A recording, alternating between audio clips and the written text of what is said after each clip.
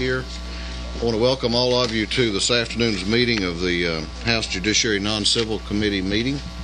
We've only got 2 bills on the calendar today, and that was by design. And I can assure you I don't think there will be any more meetings this session, that there will only be 2 bills on the calendar. Thank all my committee members for being here. We're going to take up House Bill 987 first, because I anticipate that until I saw the sign-up sheet, that we would spend the bulk of our time today on 1320. Has this bill got a lot of controversy, Representative Lindsay? I don't think so. It shouldn't. It has a lot of people who support it. I'll leave it up to you on how many of our supporters I may pick and choose then. I think we got other committees later in the afternoon. I understand. We just had a lot of folks with a lot of interest around the state. We had an excellent meeting in the subcommittee, and I do appreciate, to those of you who are on the subcommittee, y'all's indulgence of the folks who came from around the state to discuss the merits of this bill. I'm going to try to avoid the word simple bill, but it is a straightforward bill. And the straightforward nature of the bill is that it would give to the juvenile courts jurisdiction over adoption cases in a narrow situation. And that is where the juvenile court has already handled the case involving the termination of parental rights, or an unexpired order finding a child deprived and the parent has voluntarily surrendered his or her parental rights in accordance with the code sections. Right now, what happens is that a child, once the parental rights are terminated, the child must now go back through the Superior Court to finalize the adoption. I was asked to bring this bill by the Office of Child Advocate. That's why I have Ms. Anderson here with me to sort of perhaps explain a little bit more their reasoning for bringing the bill. My reasoning for bringing the bill dates back 23 years to when I was a PUP lawyer, and I handled Department of Family and Children's Services work up in the Mountain Judicial Circuit, in which I had an opportunity to be involved in these sort of cases. I had about 400 or 500 cases during that period of time. And one thing I did learn that was very important, I think, is that the quicker you get a child out of the system and into a permanent home, the better off that child is. And I believe that this bill will help facilitate that. And the only criticisms I've heard, substantive criticisms I've heard about the bill, is a question as to whether or not juvenile court judges can handle this kind of complex matter as an adoption. The only thing I'll answer to that is that these courts have already, in these particular cases, handled something even far more complicated, and that is the termination of parental rights. And I don't think that there's anything more complicated in that either a superior or juvenile court can handle in this state than that termination of parental rights. And if they can certainly handle that, they certainly are able to handle the issue of an adoption. And with that, Mr. Chairman, with your permission, I'd like to allow Ms. Anderson sort of explain where her organization is coming from. Thank you, Mr. Chairman, members of the committee. We appreciate at the Office of the Child Advocate the opportunity to present this bill to you and for you to decide the issue on the merits and what you believe as a committee is in the best interest of our state's foster children. This, I want to make clear, as we did in subcommittee, this is not the Council of Juvenile Court Judges bill. This is the Office of the Child Advocate's bill. One of the great things about being the Office of the Child Advocate is that we are independent of the judiciary, of the judicial branch, and we can seek policy and advocacy efforts when we believe it is in the best interest of our state's foster children, and this is such a case. What we are talking about, as Representative Lindsay indicated, is a very narrow subset of all adoptions annually in this state. Every year, between 900 to 1,100, average of 1,000 children are adopted from our foster care system every year. That represents a quarter to a third of all the adoptions that are completed in this state annually. On average, those range from 3,500 to about 4,200, so a quarter to a third.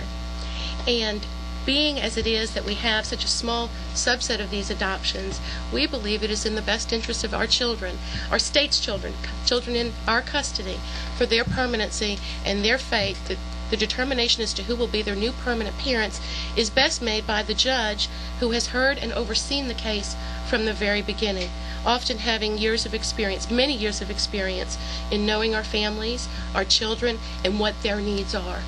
As we told the subcommittee, what the underlying principle or the tenet by which the Office of the Child Advocate assesses any legislation is it good enough for our own kids? Is it good enough for my 2-year-old twins, these children? And if so, is it also, if it's good enough for ours, isn't it also good enough for our state's foster kids? And we believe that these decisions are best made, as we said, by those who know our children best. And we applaud our juvenile court judges who are here to speak today, in support of the bill, because they've done so at some risk to themselves. The Council of Juvenile Court Judges, as you'll hear, did not take a position on this bill because of the political nature of the issue involved. We ask you to decide this case on the merits and what you believe is in the best interest of our kids. We're not breaking new ground. Sorry. Okay. We're not breaking new ground here. This is something that 21 states are already doing, granting their courts, either juvenile and family courts, either exclusive or, in this case, concurrent jurisdiction over these types of adoptions. And as we said, not breaking new ground, but also this is a practice condoned and sanctioned and blessed by the National Council of Juvenile and Family Court Judges. Representative Randall Mangum asked a question at subcommittee last week, what is the science or the research behind this issue? And what I've got for you today are copies of the documentation that firmly supports the notion of one family, one judge, and why it is in the best interest of kids that the judge that has the most perspective about the children and families make these decisions. With that, we have a number of people here today, especially particularly our juvenile court judges and a foster parent, among others, a foster adoptive parent, who will speak to why this policy would be good for y'all to consider for our state here as well. I failed to make mention earlier that this bill came through Vice Chairman Mumford's subcommittee, and I know it was given extensive treatment in that subcommittee. Yes, it was. And it was given a due pass recommendation. Yes. Questions of the author or Ms. Anderson from the committee, Chairman Franklin, and I think you had mentioned something about give the decision to the person who knows the child the best, and could you repeat who that entity is or person? I think what they're referring to is in terms of the judges. Well, which judge would know the case the best? That's what she's referring to. Okay. In this particular case, that would clearly be the juvenile court judge, who's already had extensive. By the time they get to a termination, as a general rule, they've already had an extensive understanding of the family dynamics, family background of the child itself. That's what we're referring to. So would this be adoption proceedings for someone who has no living parents, or are their parents alive and the parents want the child, but for some reason some state agency might determine that they don't want the parents to have the child and they want to farm the child out? Keep in mind that this doesn't take place until after there's already been a finding of termination of parental rights, which underneath Georgia law requires clear and convincing evidence. And the judge has already found by clear and convincing evidence that the parents are unable or unfit and they've terminated the parental rights. That is the highest possible standard in the under civil law before you can terminate someone's parental rights. So the adoption shouldn't be is not mixed in with the issue of taking the child away. That's already been decided by that court, like I said, by clear and convincing evidence. That's very high standard. So you know, we're not. That's not all part of the same proceeding. I guess that's the assurance I should be trying to make. Okay, thank you. However, it is with a judge who's already familiar with the facts. Chairman Knox. It's true, however, though, isn't it, that oftentimes there are already foster parents who are waiting to adopt the child with defects involved in the case and seeking to terminate the parental rights of some persons. Sometimes, yeah. Most of the time, that's correct. Well, I don't know. No, like I said, based on my history, and like I said, I dealt with several hundred cases. I wouldn't necessarily say most of the time. I would say some of the time. Don't you think that's sort of a conflict where you have parents there saying, we want this child with defects, is out there basically advocating for those parents, those foster parents, taken away from some other parents? Well, Is that conflict? No, sir, I don't think so, because keep in mind, well, number one, it's the judge, okay? We're not talking about defects having the final say-so here. We're not trying, that doesn't get altered at all. What we're talking about is only an adoption proceeding that takes place after there's already been a full adjudication of the termination of parental rights, and having argued for such a move, and in numerous cases, I can tell you right now that's not an easy standard to reach, and that's not an easy finding for any of the courts that I ever had to appear in front of. I think maybe yours is different than the defects of mine is. Yeah. I'm really concerned because these are almost exclusively defects cases that we're talking about here. And I'm really concerned about a department like defects. It cannot do what we've already given them. They've proved over and over again their incompetency and dereliction of duty, in my estimation, to the extent that I don't see how we could possibly trust them with any further duties like this, where they're going to make a decision to terminate the parental rights of one parent and then give them to somebody else. Department of Family and Children Services, when they have the custody of the child, they're the ones that move for termination. The judge doesn't move for termination. The Department of Family and Children Services moves for termination. And then they decide whether or not and who is going to get that child too right after they do that. Let me ask you this then. Sure. If the person who is most familiar with this and would be the person who, we're now saying we should have them have exclusive jurisdiction. They're the ones who are best qualified to know what these issues are and so on and so forth. Why isn't the Association of Juvenile Court Judges here then to support this bill if that's the case? Well, look, let me take on your question. I think it had several parts to it, Representative Knox. So let me try to take this on one step at a time. First off, the adjudication is made by the juvenile court judge of the termination of parental rights. Number two, this does not grant exclusive jurisdiction to the juvenile courts. It's concurrent jurisdiction, and so it can go either way from that point forward. Number three, in terms of defects involvement, whether it's in juvenile court or superior court, really doesn't change any by this law. It's simply a matter of whether or not we're going to keep the matter in let a juvenile court judge handle it as opposed to superior court judge. Defects involvement with the family, and for that matter moving the case along, isn't any difference in superior court as it is in juvenile court. It's simply a matter of which court could best handle the matter. And keep in mind also that depending on the particular area of the state, that avenue of going to superior court is still there. In terms of juvenile court, and they've taken a neutral position, and the council's taken a neutral position on it. The general feeling is that since they are appointed by superior court judges, they did not want to take an active role, an opposite to the position of superior court. That is why, however, we have called on the number of folks that we have in terms of who testified already in favor of the bill, who were juvenile court judges. That's why we also brought to this body superior court judges who disagree with their counsel's position, as we did in the last hearing. We had Judge D. Downs from here in Fulton County come and testify in favor of this bill. And I also am aware that the chairman, for instance, comes from his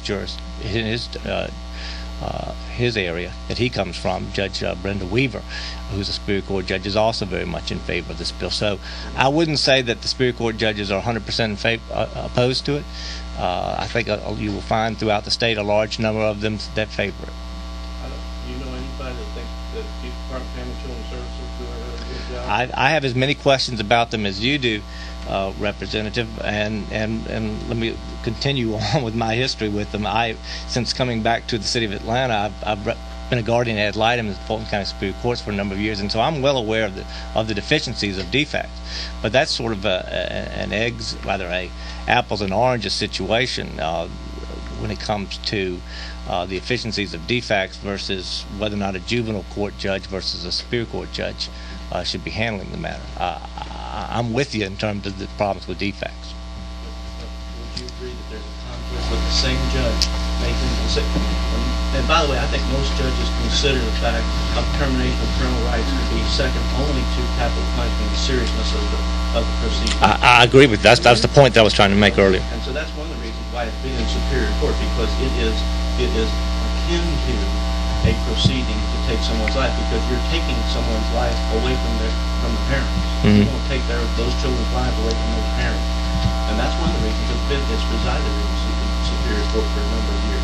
And secondly, is it also true that there is a built-in conflict on the part of the juvenile court judge to do the termination and then turn around and say, you know what, we don't really have anybody that we can have adopt these children? Because we don't see these cases very often with children, let's say, that are 12 or 14 or something like that. We see these cases with little kids because everybody wants little kids. They want babies if they can get them. And then after that, they want, slightly older children. So I don't see where this is going to solve the problem with foster care. This is not an issue about foster care. This is an issue about termination of parental rights. Who's going to do it, and are they going to have a conflict involved while they're doing it? With all due respects, I don't believe, in regards to the children that are, most of the children who are terminated through actions of neglect or involving babies, that does not comport with my history in dealing with this issue. I'll say that, number one. Number two, no, I don't see that as a conflict for the judge. I see it as a continuation of his or her role.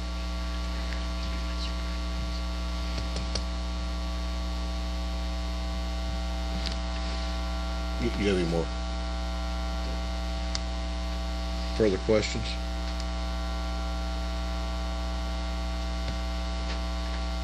You have a question? No.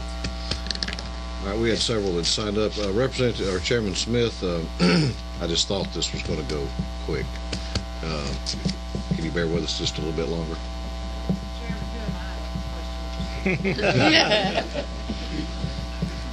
Okay, we had Judge, at the request of one of my committee members, I'm going to take these judges a little out of order in how they signed up. Judge Walker. You have a constituent here on our committee, so... Well, thank you for your kindness. Good afternoon. I'm Peggy Walker. I preside in Douglas County as a juvenile court judge, and I am on the Council of Juvenile Court Judges, the National Council. The Georgia Council of Juvenile Court Judges has taken the position that it is best to be neutral because we are, in fact, appointed by the Superior Court judges, and that was the choice that was made. But the National Council does take the position that one judge, one family, because we really have to be actively involved in the case management to make sure that business gets done. I want to talk about the concurrent jurisdiction. I want to talk about concurrent planning. I want to talk about the issues that Representative Knox has raised about conflict. I want to be real clear that we do not have a choice but to do concurrent planning. If you look at the Adoption and Safe Families Act, if you have children and people are not making progress on their case plan, you have to have Plan A and Plan B. Plan A will be reunification, but Plan B may well be termination of parental rights. You always have to follow two paths.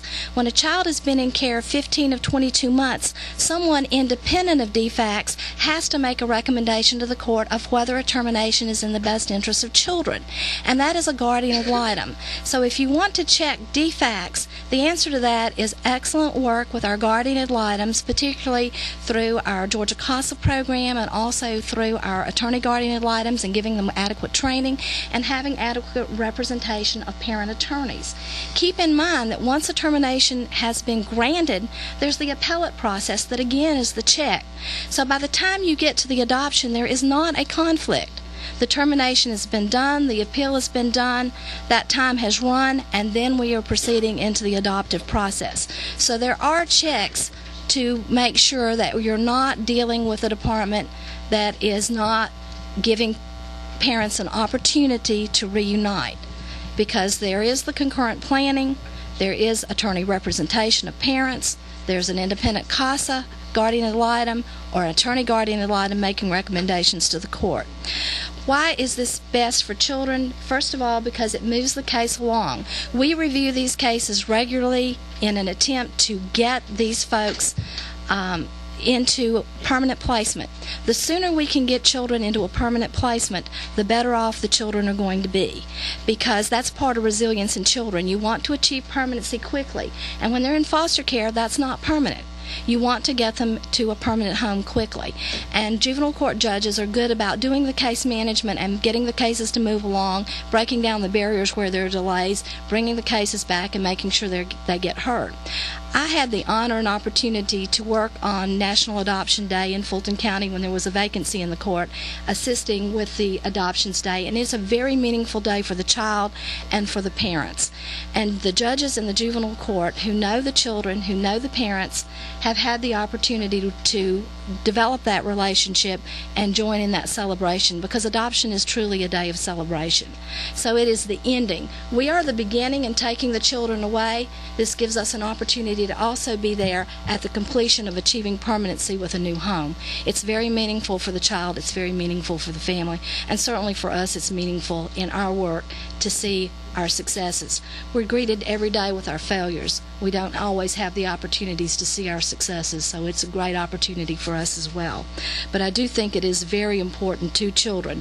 And again, the checks on the Department of Family and Children's Services occurs because you've got concurrent planning. Plan A is reunification, Plan B is termination. Parents have legal representation. There's an independent guardian ad litem for the children. So there are already checks in place. The process is available for appeal. The Court of Appeals can also check the process. So the adoption is much further down the line from the time of removal to the point of permanency. Judge Walker. Questions of Judge Walker, who is the juvenile judge in Douglas County. Correct. Questions from the committee? Chairman Knotts. Judge, will it surprise you if a caseworker admits on the stand that they already have been working with the foster parents and they're just waiting for this termination to take place so they can adopt this child, so these foster parents can adopt the child? But under the ASFA and under 151158, when parents are not making progress on their case plan, we're required to do concurrent planning. So the department would be required to be finding someone who would be in the position to adopt if the court were to choose to do that. There's a Plan A for reunification, but there's a Plan B for termination. And if you're going to look at termination, if you're going to make a finding of best interest, there needs to be a family there standing ready and willing and able to take a child. You don't want to terminate rights and then have a child with no family. That's equally tragic. But I'm talking about where the parents, that they're seeking termination or they're actually making progress. Well, if they're still looking for the foster parents to take the child. I understand, but that becomes a question at the evidentiary hearing, and the critical issue there then is adequate representation of the parents as to why the termination should be denied. Isn't there an issue about defects as well? Most of these cases involve poor people, don't they? Well, not all of them. People are in the clutches of defects very long if they're not poor. Well, we see everything there, but I agree with you the majority of the cases. But at the same time, the fact that the department takes one position and the parents take another position, that's why you have judges. DFACS doesn't make these decisions. We make these decisions based on the evidence. The standard is clear and convincing evidence. So if they are working their case plan, the only time that I see terminations being granted where they're working the case plan is where there's a fundamental inability to provide care for the children. And this usually happens when we have parents who are marginally mentally competent. So that's the only time that I see that happening in terms of my courtroom, where parents are making progress on their case plan, but the department still moves to termination. But again, you have the independent role of the attorney guardian ad litem, and it's ultimately the court's decision as to whether termination should be granted and whether there's sufficient evidence. And it's not an easy standard. I mean, that clear and convincing evidence with the numerous prongs that have to be proven plus the best interest standard, I think are safeguards for parents. Further questions? Thank you, Judge Walker. Thank you. Judge Sammy Jones? Fulton County. That's correct. Good afternoon, Representatives. Thank you for letting me spend a few moments with you and just share my own experience. Judge Walker has adequately covered, better than I could, some of the law. In Fulton County in the year 2000, and Representative Knox has raised some very good issues that I want to address too. In 2000, we looked at the number of kids that we had terminated and where they were, and what we found that was over 500 kids just in Fulton County that adoptions had never occurred. Nothing had occurred as far as a permanency. We went to the Superior Court, and Judge Cameron is here today, and he wasn't there at that time, but Superior Court was nice enough and gracious enough to allow us to start serving as a Superior Court judge for the purpose of hearing cases that had come through our court. As we went through the process of doing that over the last 3 years, for example, last year I did 104 adoptions just here in Fulton County. When I first started looking at cases that would occur in Fulton County, and I've been on the juvenile court for 14 years, what I was seeing was exactly what you were talking about to some extent. I was always glad when there was a family there was an adopt. The majority of the time, 99% of the time, what I was seeing was the child would be terminated and then nothing would be followed up, and there was no one who carried through with that case. The process that we were doing in Fulton County was to make sure those children were not dropped and that there was someone, because once the termination occurs, until the adoption is filed, there is no one to monitor that. Y'all changed the law about 2 years ago, so we look at it every 6 months. I keep that case on my docket. I'm constantly monitoring it to find out why it's not adoption or something occurring, bringing it back before me, and it's making a major difference. When I was first starting to look, I was seeing kids that would age out before adoption would ever occur. And 12 years was not an uncommon amount of time for a child to sit waiting for someone to adopt them. The last National Adoption Day that we did, I was seeing cases where termination had occurred, adoption 2 months later. Stabilizing those children, making that difference in their lives, is a tremendous impact on making them productive citizens. So that's the reason I'm just saying, in the Fulton County experience has been a very good one. It's been very rewarding for the families and very productive in getting children off the rosters for defects and getting them with a permanent family. Now, you raised some good questions. One of the questions you're concerned about was the families that are there. And to answer your question, yes, there are times when I will be sitting there and they'll say, this family is ready to adopt this child. By law, though, they also have to go back, and we have to make sure that family members are first considered. Another thing that I can do while I'm sitting there at the time of termination, I can very easily give that child a defect for permanent custody for the purposes of adoption, or I can give it to a third party if there's someone that's adequately that's there that I feel is in the child's best interest to proceed with the adoption. Chairman Knox.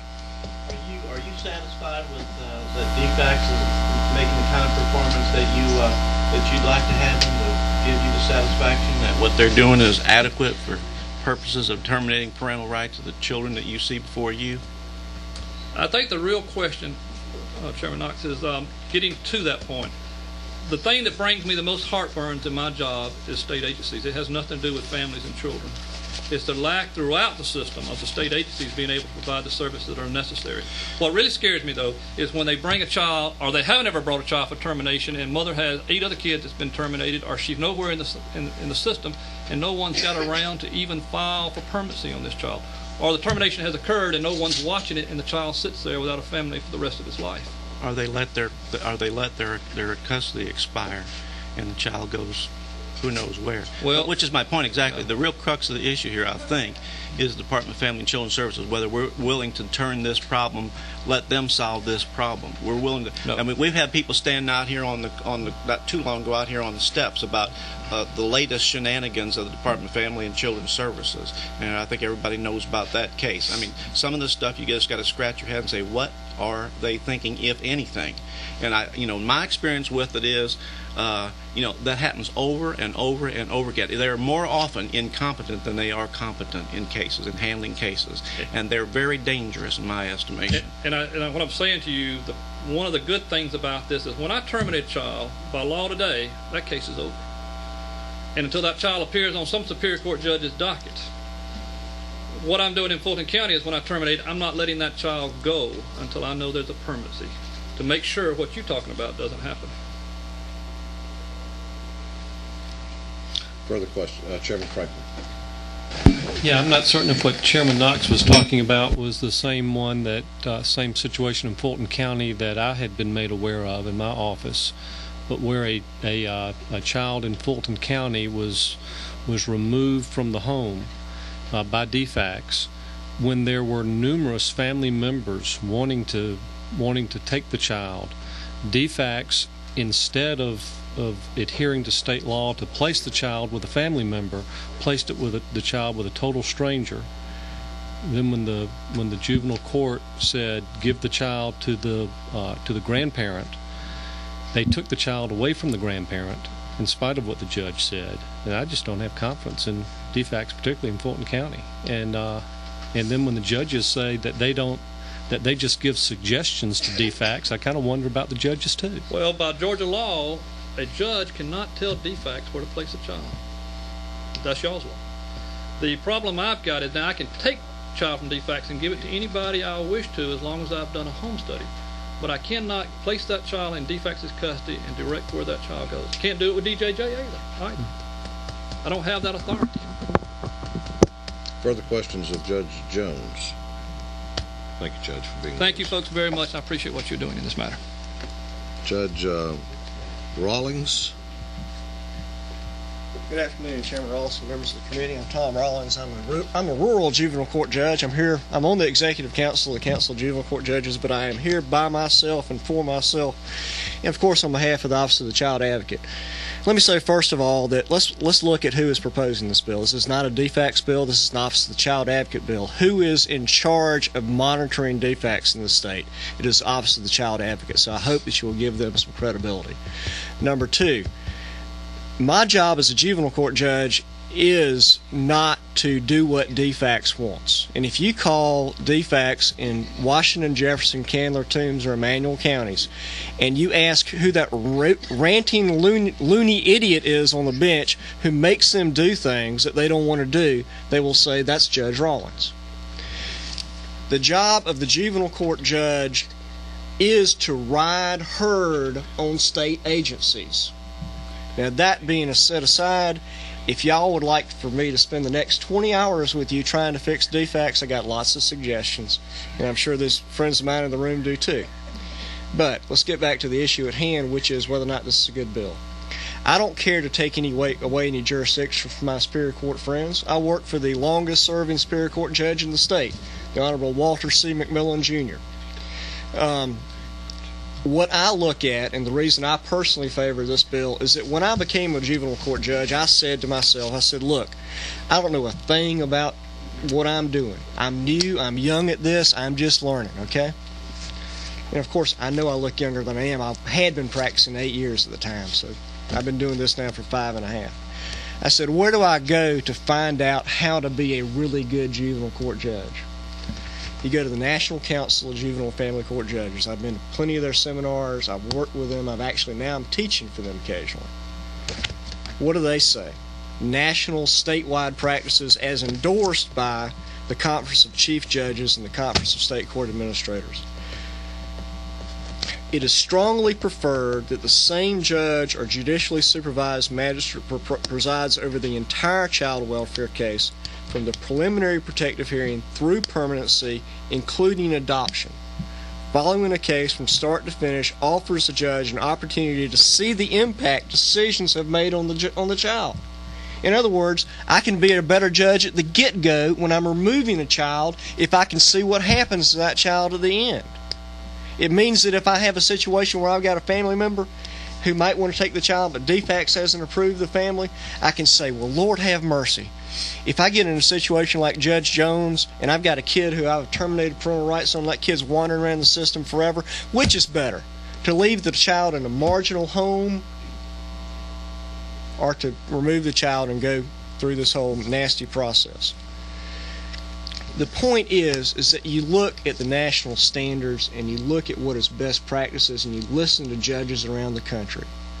And the judges around the country say that it is a good issue in terms of continuity of care, in terms of letting the juvenile court judge have a role in the entire process, in terms of letting the child have one judge the entire process, to let the juvenile court have the option, it's not mandatory, but to give the juvenile court some option to follow through with the adoption in cases where that juvenile court has already gone through the long, difficult, and hazardous process of trying to get the child in the right place, trying to reunify the family, trying to find relatives, and when all that fails, hearing the evidence and determining whether clear and convincing evidence merits that this parent be banished from the children's lives. That is a heavy responsibility, as y'all know,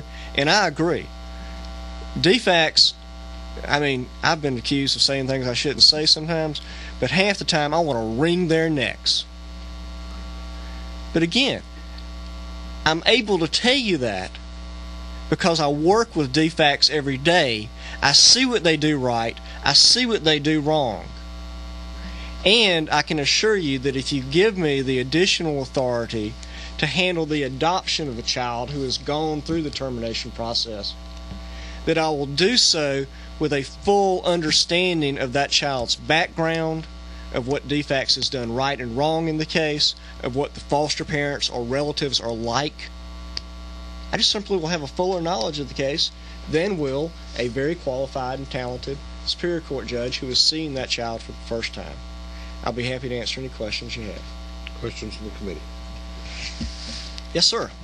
I sort of thought you might have one. Chairman Knox. Judge, isn't it the case, however, that DFACS has an attorney representing them at the hearings? Yes, sir. And that's another issue. Let me share with you my other issue today, which is that we are getting we're paying $52.50 an hour for those attorneys. We need to up that salary. We need to get better SAGs. That being the case, then I suppose that the case that they present is the case that you have to decide on. Right, and if they aren't presenting the case right, and they get all their information from DFACS, correct? SAG does, but we also have a guardian ad litem, especially in termination cases. We have an attorney guardian ad litem. If the guardian ad litem is not doing his or her job, they're supposed to be investigating the case. In many courts, most of the time they don't, though, do they? It all takes work, Judge. I mean, as a real practical matter, Chairman, the guardian ad litem is not very effective in these cases. And some guardian ad litems are incredibly effective, okay. But it does vary. There's a variance. However, remember that in these cases that we're talking about for this bill, these are cases in which the juvenile court has already, all the problems that you're discussing have already occurred when the matter comes for adoption. The only issue on this bill is adoption where? It's either adoption in Superior Court, a brand new judge, possibly not even the same guardian ad litem, certainly in any cases not the same court-appointed special advocate, oftentimes a different attorney from the attorney who represented DFACS in the original termination. Isn't most of the decision of the juvenile... I just have a couple more questions, sure. Mr. Chairman. Yes. Isn't it the case that, for maybe some of the members don't know this, but isn't it the case that what DFACS is supposed to be doing is they're supposed to be entering into, from the get-go, a reunification plan? That's what the law requires, isn't it? I'm going to leave you with my own personal book. Okay. This is what DFACS is supposed to be doing from the get-go. All right, but is that correct? Is that correct in this state, not cross-country, but in this state, when DFACS gets a case, the first thing they're supposed to be doing is trying to figure out how can we fix these folks so that they can take care of this child, so we can get them back together. Reunification is the goal. Always supposed to be the first option, That's the first except, goal. of course, if you've got a child who has been, for example, molested by the parent and both parents or something terrible like that. Right. But yeah, in most of the cases, reunification. And it does, and those parents enter into a case plan to pursue that goal of reunification. Exactly. Okay. And the case plan is usually something like, you have to come and see the caseworker once a week. You have to go see a psychologist once a week. You have to go have a drug screen once a week. You have to go, go to parenting classes once a week. You have to, in most of those case plans, you'll find they're having the parents go between 9 and 5 because we don't work at night.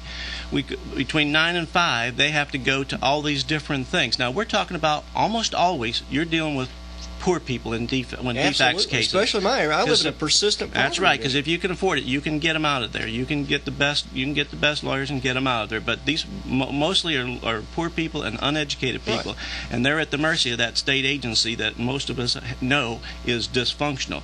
And the problem is that they expect these people to come and do all this thing during the week, and part of the reunification thing is that you got to keep a job and hold a job. Yeah, they expect them to do that and work. Absolutely. And most employers that pay people on an hourly basis don't let you take off once every day for 4 hours, or leave at 1 o'clock and come back the next day, or take off 3 times a week. And that's why they have so many problems with their reunification. Now that's the kind of nonsense that leads to termination of parental rights.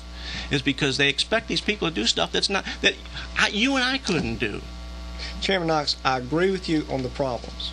However, I will tell you that I feel it's my constitutional and ethical responsibility as a judge not to terminate unless I feel that the parents cannot recover as parents. And so the cases I'm terminating on are the ones where the parent has, unfortunately, both parents have an IQ of 50 and simply will never be able to parent. Or, and you know, not even with services every day. And even sometimes it's better to have a relative.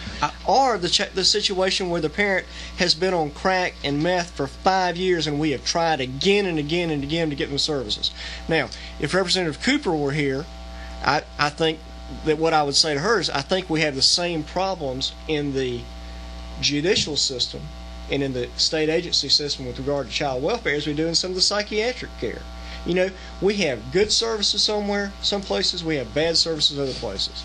But, again, I can sit here all day and talk to you about that. The question here is whether it is better for the child to have the continuity of a juvenile court judge who understands these issues when the issue of the actual adoption comes up.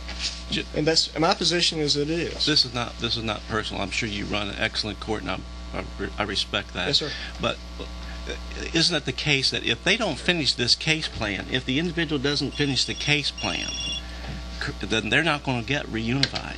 If they don't finish that case plan, they are not going to get reunified, are they?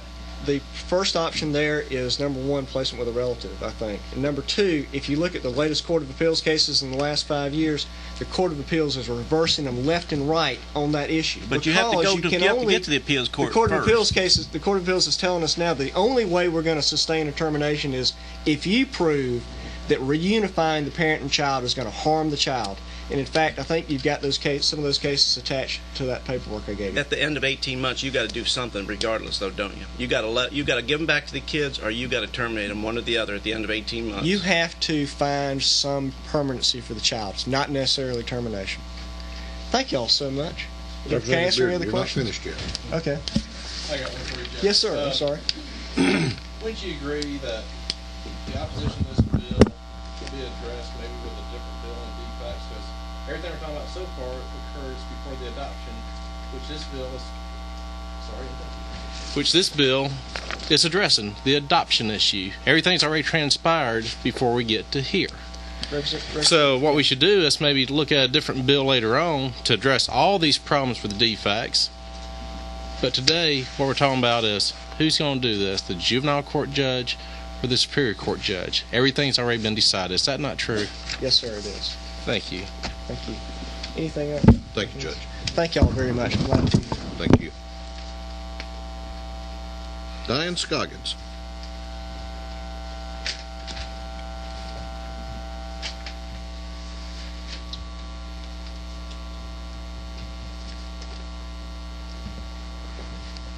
Thank you, Mr. Chairman and members of the committee. It's a little difficult to follow judges, Mr. Chairman. They speak so eloquently. I am a CASA director in the Appalachian Judicial Circuit, so I serve Gilmer and Pickens and Fannin County. I actually supervise 40 volunteers, and I would like to speak for them and also for Georgia CASA. My state director is here, Dwayne Hathaway. He's graciously allowed me to speak for him also. I would like to take it from the perspective of a CASA volunteer. A CASA volunteer is the ears, eyes, and heart of the child. They represent that child's best interest. We are autonomous from Department of Family and Children's Services. Also, we work very well with attorney guardian ad litems, and they also represent the best interests of the child. I think it would be wonderful, and I may be a little confused because I thought this bill was about adding a concurrent jurisdiction for juvenile court judges and superior court judges on adoption of these deprivation cases.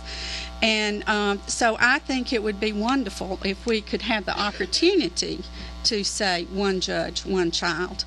And for a CASA volunteer whose only gratification would be to be able to see that case from the time they take it in a 72-hour hearing to when the rights of parents are terminated. And I would like to say that that's a very difficult task for these people to do, is to see parental rights terminated on these children. And yes, we do. Our main goal is reunification, and we try to work with families to see that they can be reunified with their children. When that can't happen, then yes, we do have to move forward and recommend that termination of parental rights is granted.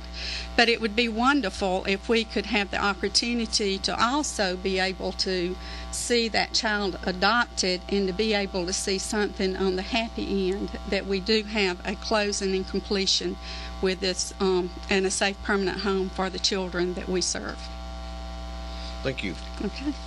Chair, questions for Ms. Scoggins? Yes, ma'am. Chairman Cooper. So, as a CASA volunteer, you are totally independent Yes, of the ma'am. DFACS department and the judicial Yes, ma'am. system. Yes, ma'am. And your only purpose is to advocate what's in the best interest of the child. Yes, ma'am. And you feel like it would be advantageous, and you start with the child when they first come in, or as soon as possible, as soon That's as correct. they're taken into custody? That's correct. We're notified when we do have a 72-hour hearing. I will say that we're limited on the cases we can serve because there's not enough volunteers to go around. A lot of my CASA volunteers take 3-5 cases. And how much contact do you have with the child? I mean, what kind of things do you do for the child? Well, we actually see the child a good bit during that month or during each month.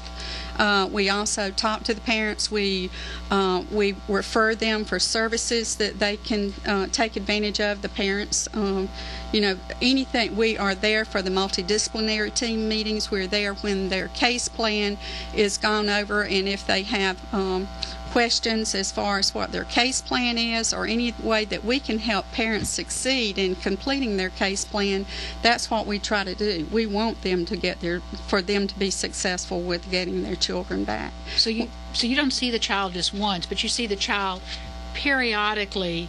Absolutely. And see how they are adjusting and talk with the child. And we visit the child in the home that they're placed in. We also try to attend school functions. I've got 2 CASAs right now that's so involved in basketball and have just finished up with wrestling with the older children that they represent. So our CASA volunteers are very involved in the child's life. They are the constant person, constant face that they see, because most of the time the caseworker will change.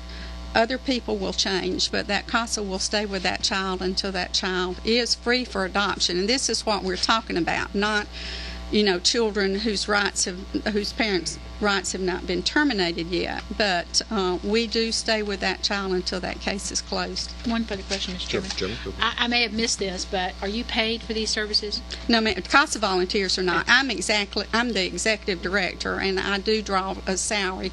And I would like to give a plug for a DHR program. It's federal money, but on March the 9th, all of you are invited to participate in a DHR function, which is promoting safe and stable families. We have 186 agency among that network who actually is strengthening families one community at a time. And all of you are invited to that legislative luncheon and to see the displays in the rotunda that afternoon. But the average CASA volunteer is not paid. No, ma'am. So they don't have anything in this dogfight except what's in best interest of the child. Absolutely. They don't even get mileage. Okay. Further questions? Thank you, Ms. Scoggins. Thank you for the good job you do, which I know about firsthand. That's right. We have some additional speakers. Let me, just for timing purposes, we still have a long discussion coming up on 1320 and another round of committee meetings starting at 4:30. So I say that not to cut anyone off, but if you could be as concise as is possible. Brevity has its reward. Betsy Hyder.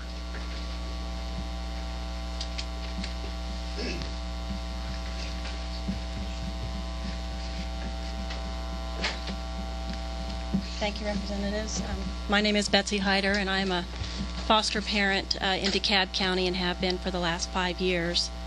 I'm also an adoptive parent as of August 2005 of a foster son who is now my son.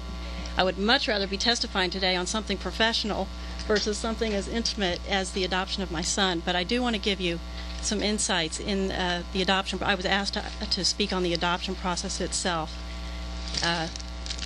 My son came into care in February of 2003. He was 5 months old and was placed in our care. As I said, the adoption was August 2005. He was actually in foster care for 2.5 years before the adoption was finalized. The adoption, of course, was Superior Court jurisdiction, but I can tell you after working with not only excellent case manager in the case, but also the SAG, the child advocate attorney, and the therapists of the birth mother who I befriended, that we were very pleased when the juvenile court judge who had presided over that case for the last 2.5 years agreed to do the adoption, and that the Superior Court judge agreed to let him sit to complete the adoption. In that case, there were about 25 people present for that adoption, which included the attorneys, the placement case manager, which I think is significant in that the placement case manager often phases out of a case long before adoption. And what I saw was not just a legal closure to a long journey, but what I saw was a true celebration, and it was because all of the parties involved in the proceeding that day had all been working towards the same end. I will tell you in the end, though, that we are still in touch just because of some current concerns that have been raised here. I was not in an adoptive home when this child came into my care. I had not intended to adopt. We were a foster family, and that's what we were certified to do.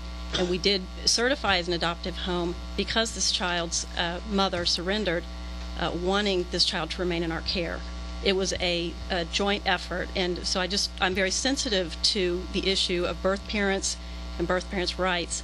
And I can tell you that everyone worked in the best case, in the best interest of this kid, to keep a family together that simply couldn't happen and was recognized eventually through the birth mother. So that's what I have to say, that I strongly support the bill simply because the familiar faces, the closure to the case, the closure to my son in that he was familiar with the name of his judge after being 3 years old and being in front of that judge repeatedly, as well as a real gift back to the system that I saw for those who work tirelessly on these very dreadful cases daily, that had a chance to come. And they came because their judge was there and they were comfortable being there.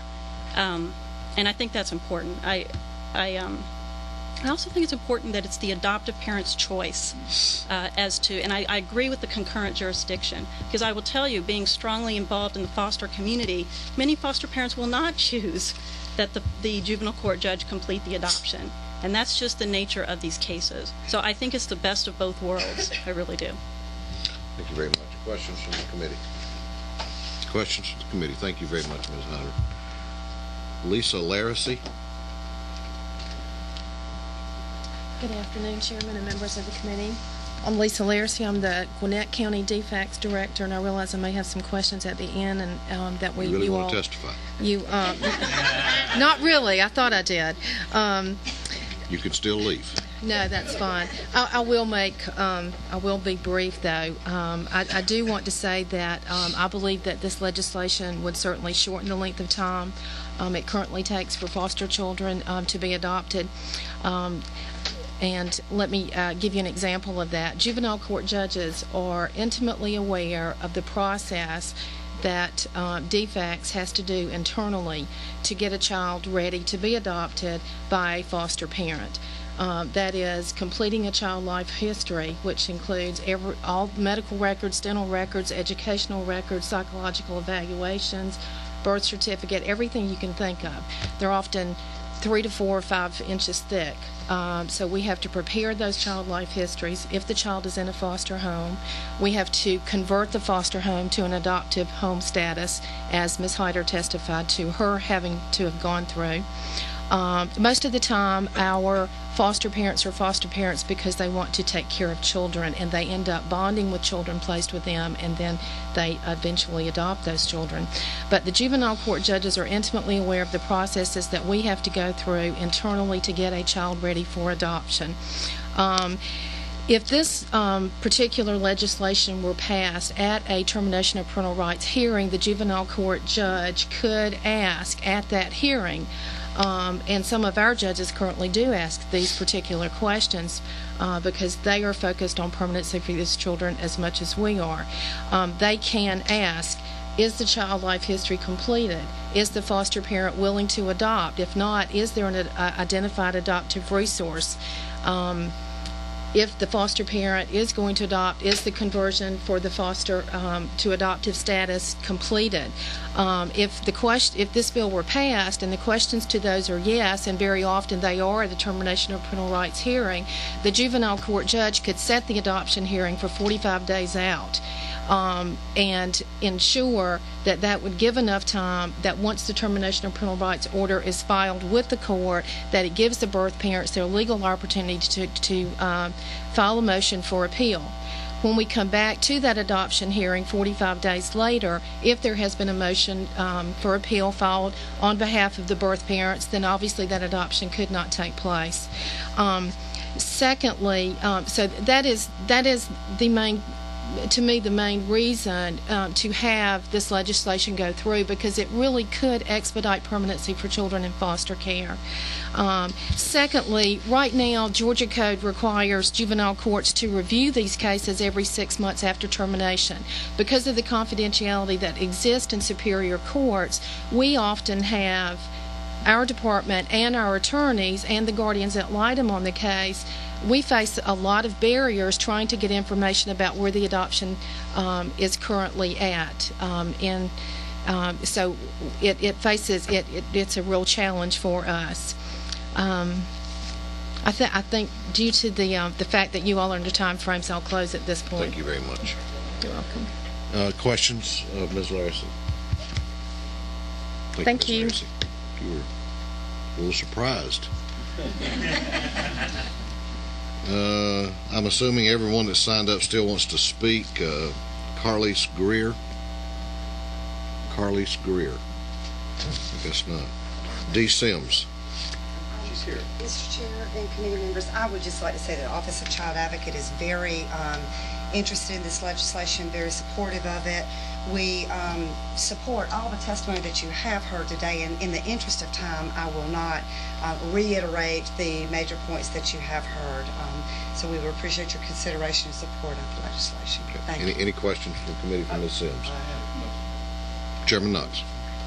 Did I hear someone testify that the Office of Child Advocacy supervises DFACs or has some oversight function with DFACs? The Office of Child Advocate was created in 2000 to have oversight of DFACs. We operate as an ombudsman office where we do investigations, numbering somewhere between 500 and 600 a year, and we make recommendations on policy and legislative activities that we think would be advisable on behalf of children in the state. Yes, sir. That's all I have. Thank you. Further questions? Thank you, Ms. Sims. Thank you. All right, that is all of the people who had signed up that wanted to be heard on House Bill 987. Any further questions or comments from members of the committee? Recognize Representative Bearden. Mr. Chairman, I'd like to make a motion this bill, House Bill 987, do pass. We have a motion by Representative Bearden, seconded by Representative Randall, that House Bill 987 be given a due pass recommendation to the Rules Committee. Is there discussion on that motion? Is there discussion? If not, we'll call the question. All in favor of giving House Bill 987 a due pass recommendation, please raise your right hand.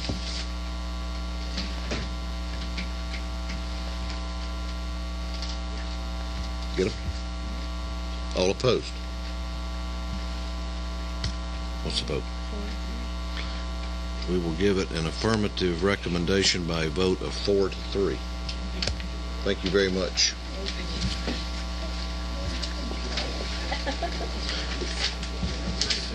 Representative or Chairman Smith, if you want to be getting around while we have a little shuffling going on. Chair, may I have Jim Finch with DCA, who's worked on this bill, and Wayne Allen, who's legislative Jim. counsel? May Wayne Allen. Yeah, we definitely know Jim.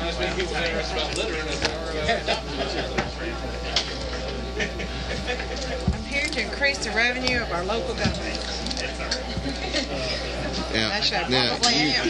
yeah, you really shouldn't have said that. I'm just being funny. How are you today? I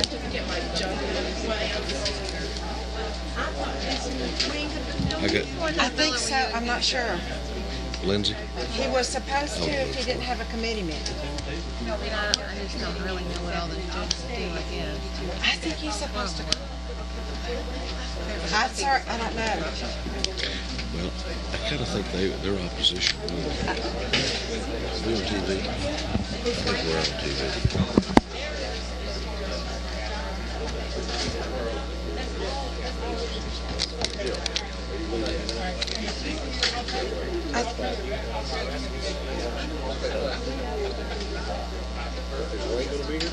I don't know either. I know that there was conflicts with committee meetings for everybody. I think he's supposed to be here.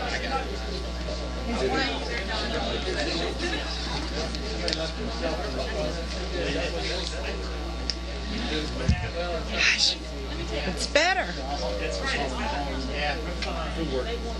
Well, you can also find out what the number is. Len, he's on his way. He's on his way. Mr. Chair, he's on his way. He's on his way.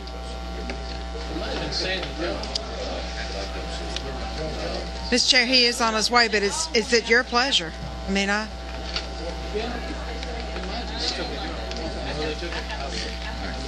take notes. Okay.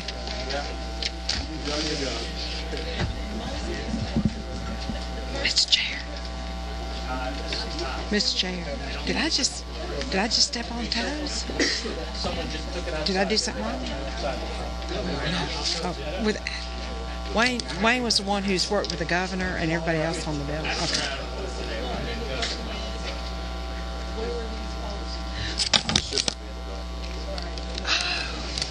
Mr. Allen, you can be here.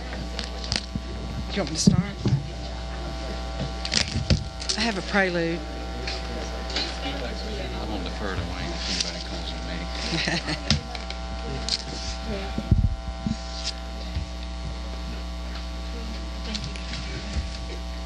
Thank you all. Thanks for the question, though. Okay. We call House Bill 1320. Thank you, Mr. Recognize and just extremely pleased to have with us Chair Lady Lynn Smith, who hasn't been to our committee yet. No, Mr. Chair, but I have been working my way towards this committee, and I have a lot of respect for what y'all do. You put in a lot of hours. Ready to begin? Please. Okay. I have a few talking points before I go to the bill. Just very quickly, to give you some background on why this is being done. Cities, counties, and the state spend millions of dollars and many worker hours every year picking up litter from our highways and waterways, money and time that could be spent on other more needed services. Every year, the Georgia Department of Transportation spends about $14 million clearing trash from our state highways. Georgia cities and counties spend millions more dollars each year on litter. Our communities are realizing that in the need to attract new businesses, that they need to deal with the increased litter problem. It is against the law. People feel like litter makes their communities unsafe and also contributes to the attraction of crime. In other words, a trash-ridden, broken fence, fallen down neighborhood with a lot of litter is not your best selling point for your community. According to Keep America Beautiful, the top 7 sources of litter are motorists, including boaters, pedestrians, commercial refuge sources, including dumpsters, household trash handling, construction demolition sites, uncovered vehicles, and loading docks. All of this is to say that on June the 15th, 2005, Governor Perdue issued an executive order that recommends a comprehensive approach to litter prevention, cleanup, and enforcement, and that, Mr. Chair, has led to this House Bill 1320. I thought that the Judiciary Committee needed a challenge because it consolidates 25 different code sections into one bill, and I was concerned that you didn't have enough to study. We've handled worse. Okay, all right. Just wanted to. I am not a lawyer. I will begin by saying that, although I practice law every day, as I'm sure everybody else does. This consolidation, it is the hopes of this bill that this consolidation will provide for better enforcement and adjudication of litter laws. All litter laws will be moved to either Title 16 or Title 40, the areas that deal with the criminal code and traffic crimes. The penalties and punishments in this bill, we hope, are suited to the crime, and that has been a very productive process. I thought, as Chair Mumford, our subcommittee meeting, I was trying to take notes and answer questions, and I'm not sure if I did as good a job. I hope I did, but we tried to address a lot of the concerns that were raised. But here's what this legislation does. It simplifies the definition of litter and clarifies complicated statutes. It closes loopholes in the law. It stresses personal responsibility. It institutes a shame provision. And to emphasize here before we get into the meat of the bill, that essentially the shame provision is a may provision. It gives another tool to the judge if the judge chooses to use it. Believe me, it's a lot better than it was when I first read the bill. So yeah, I think it could be a useful tool. This holds drivers responsible for litter leaving their vehicles, but it doesn't infer guilt immediately, so there are steps in there for that. It provides assessment of points on driver's licenses for failure to secure loads or for littering from a motor vehicle. It has judicial flexibility, allowing for additional courts to hear littering violations. It's been enlarged. State court right now hears our cases, and a lot of people felt like that's part of the problem. There were a lot more serious offenses before state court judges. Therefore, litter was, for lack of a better word, pushed to the bottom of the trash pile. So the municipal courts, probate courts, and magistrate courts have been added here for your misdemeanor charges. It includes the illegal placement of signs also in this bill and the definition of litter. Increases penalties for serious littering violations, and then it also requires annual monitoring with a report to the General Assembly and to the Governor. Mr. Chair, I'm not sure the best way to proceed now with your committee. I have like a section-by-section brief explanation. Is that the proper way to proceed? That would be fine. Okay.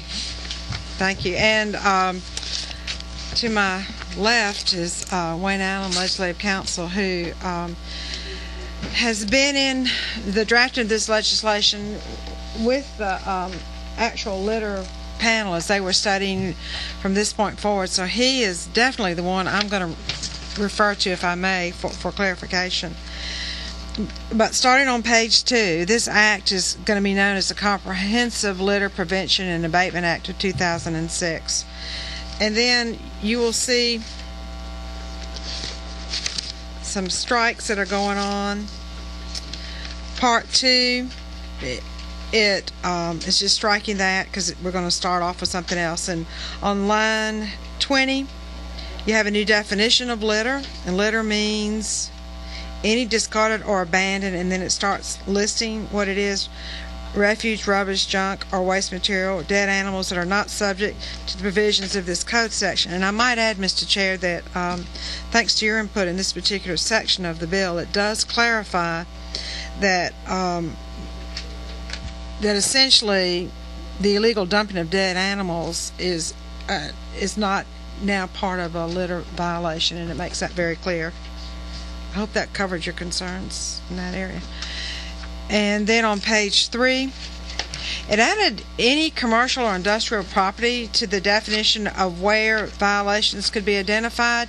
This is not a violation to the owner of that property, but now the owner of that property has a recourse that they did not otherwise have. And so this, if someone, the owner of the property, has problems, then they have a recourse now with this being added to the bill.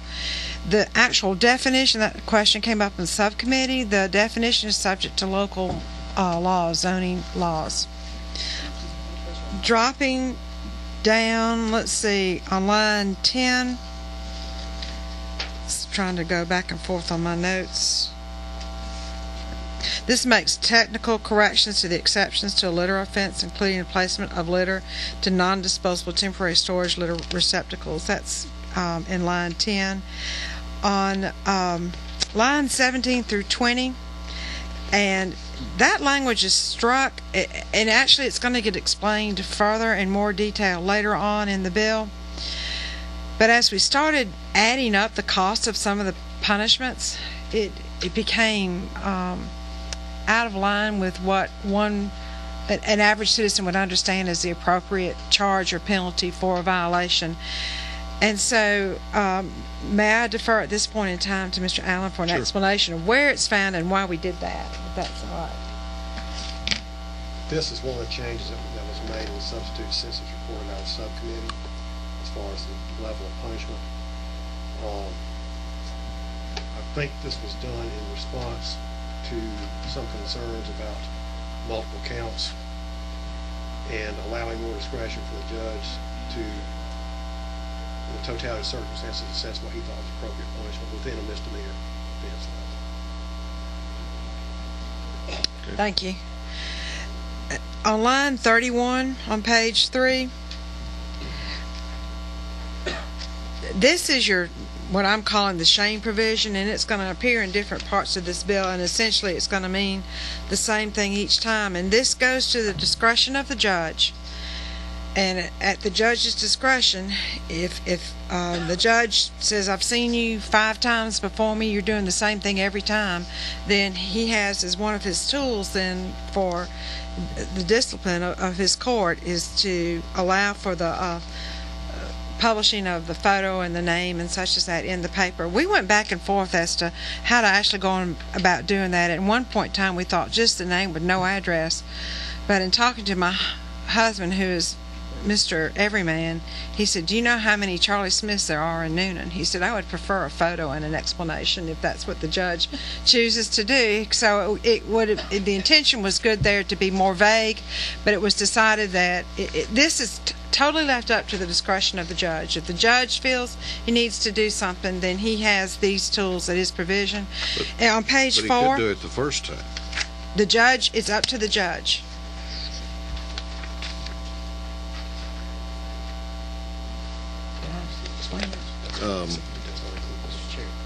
It does not include the photo. Now, I started to say I thought the photo was out. The photo was out. Okay. Thanks. Sorry.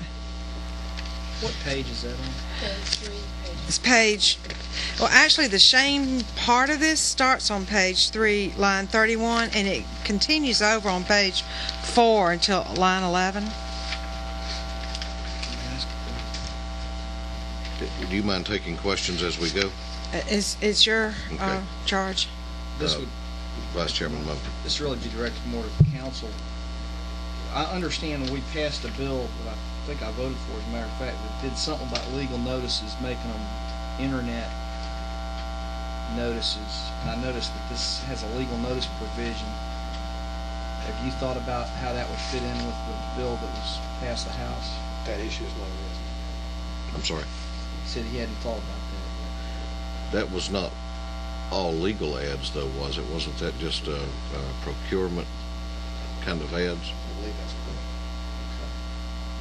I just want to point that out. You might want to check that out, see if there's some conflict. I hope there's not. I do not think there is. So we're still taking care of the newspapers in this bill, are we not? Press Association, frankly.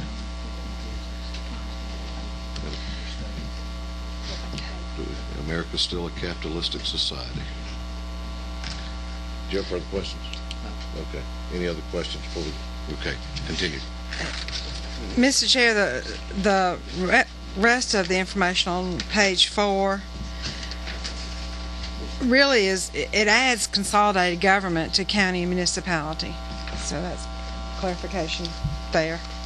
On page 5, at the top of the page, it's still doing the same thing. And this is where I really got my lesson in law. I'm on page 5, it's code section 167-44. And it used to be in Georgia law that it was you were presumed guilty until you could prove that you were innocent. So we needed to change that with this new bill. And so that's what this section has done. My layman's term said, the way the existing law is right now, we say that it's illegal. We assume that our existing law right now is illegal. We assume that you're guilty until you're proven innocent. So there is unconstitutional burden shifting where the word presumption, and it really should be the word infer. So this is correcting what was probably one of the reasons why your state courts were reluctant to even pursue any of these kind of actions. Did I explain that? Okay. All right. Line 28, that really is referring to something like MARTA.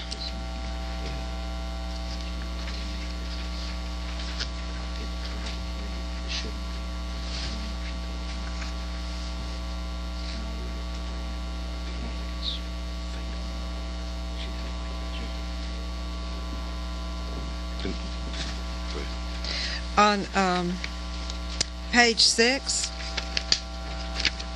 you see that the government on line 8, we're adding municipality or consolidated government, as well as on line 16. In section 16.7.48, this is explained that all governments have the authority to enforce the law. The local ones can have their own laws as well. But it's my understanding, and I don't know where this is, so I'm going to ask the Legislative Council to help me with this. There is a state law that states that local government laws cannot supersede state laws. That's constitutional. Okay. That question keeps coming up, and I just wanted to have that stated. Thank you. All right, on page 6, we're at,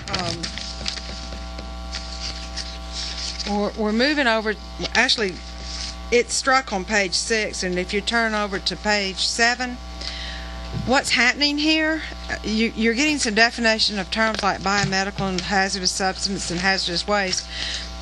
They're defined, but there is a change which I think is what this committee needs to see. It's on line 8 on page 7, and it was the feeling of this litter panel and the citizens groups that the word waste was not strong enough to explain what some forms of litter really were, and so the term egregious litter is a suggested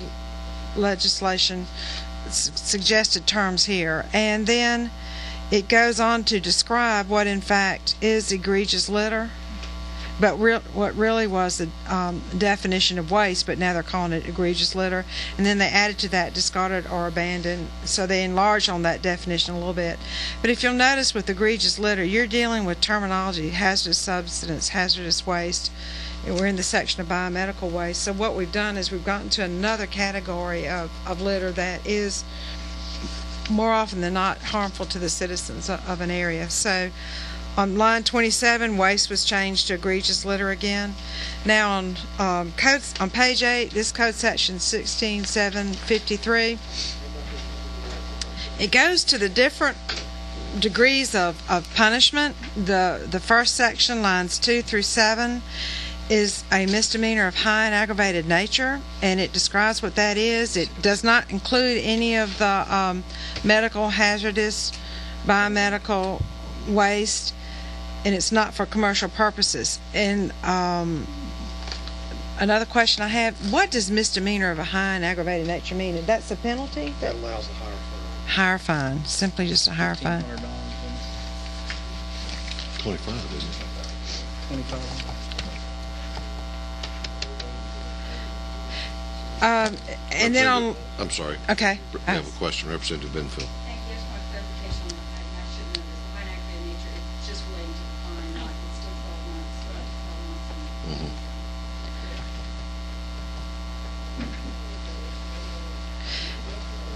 All right, in section B, this goes to another category of penalties.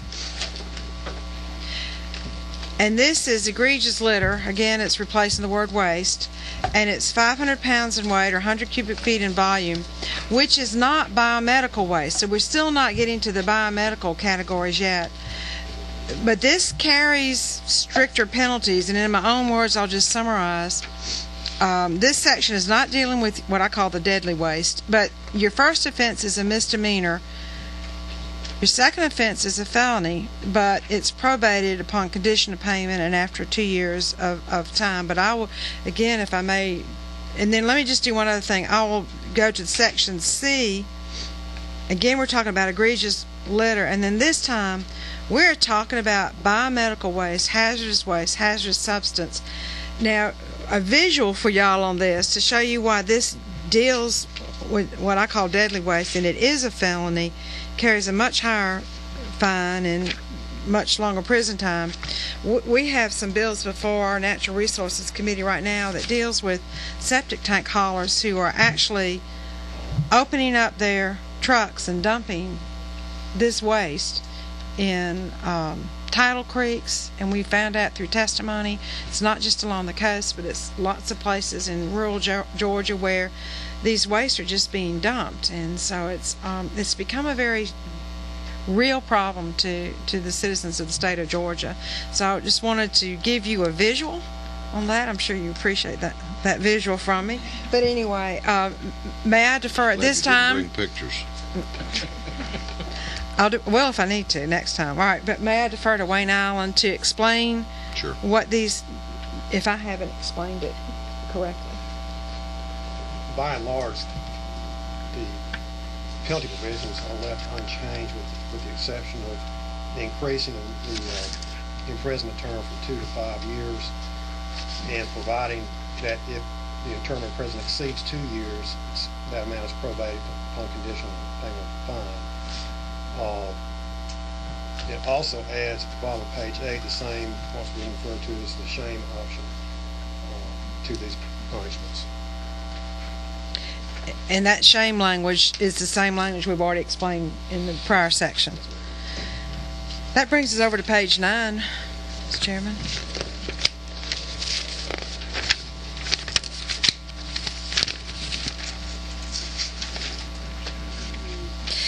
And page 9, really this deals with the impoundment of a vehicle and what happens if someone is caught violating this section of the law. And it gives the violator certain ways to retrieve their vehicle or to have their vehicle retrieved. And are there any questions? Go ahead. All right, so then that drops, we're still on the vehicle and what happens with the vehicle all the way through page 9 over to page 10. And again, on page, we see where waste is struck and we go to egregious litter.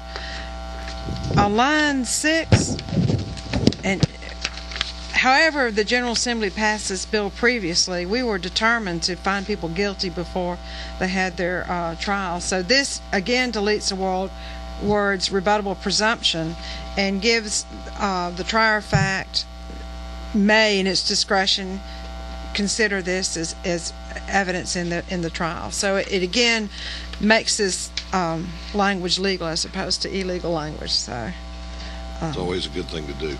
I wonder how many people were not at their desk when that was voted on. Probably, I don't know. Anyway, on lines 10 through 16, code section 16755. This is your area of local ordinances as it relates to egregious litter. And then on page 10 down at the bottom, we're getting into the area of signage. And we're talking on page 10 and on page 11. And this is where the debate, I really would feel more comfortable referring to Legislative Council, but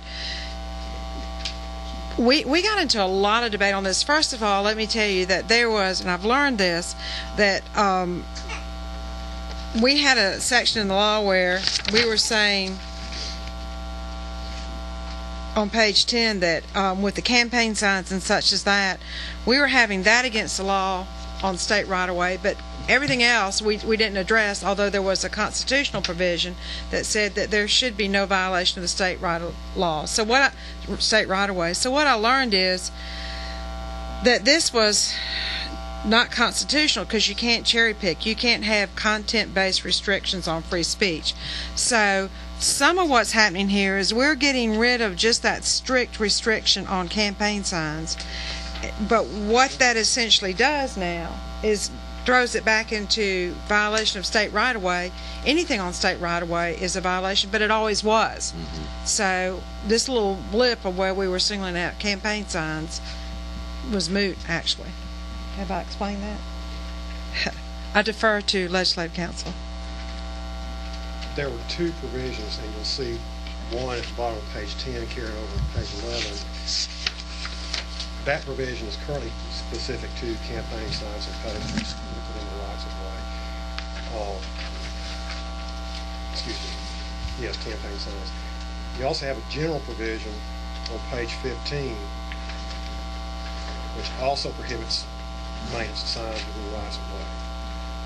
What has been done with this draft is to eliminate the reference to campaign signs and make everything now, you'll see on page 11, lines 3 and 4. It makes signs within the rights of way of public roads are now subject to 32651, which is the general provision found on page 15. Would you like me? There's one thing. Yeah, please. Okay. As to the general provision on page 15, with the changes there, it continues in effect the prohibition of signs on state highway rights of way, but it now, as amended by this bill, would allow for local governments to adopt their own ordinances governing the rights of signs within the rights of way of their streets or their local county roads. I can speak to the policy reasonings behind that when and this happened also before the subcommittee. And essentially, again, it just kept being pointed out by several members of this committee that it seemed it seemed to be much harsher than the crime itself would dictate, especially if you put it in perspective with all of the code sections that we have against crime. And so in trying to do what I thought was fair, and in listening to testimony from different people as well who were concerned from the real estate community, but then I later also heard from people who have local ordinances regarding garage sales, yard sales, directional signs for this, directional signs for that, that there just needed to be a way to deal with this problem, but it didn't need to take up all the penalties and such that we realized could be applied to it. At one point in time, this provision was in the egregious litter section, or one thought. It really never would have been, but it scared people off in that it could be with an overzealous court. So it pretty much was something that I was more comfortable with, that we made this a misdemeanor.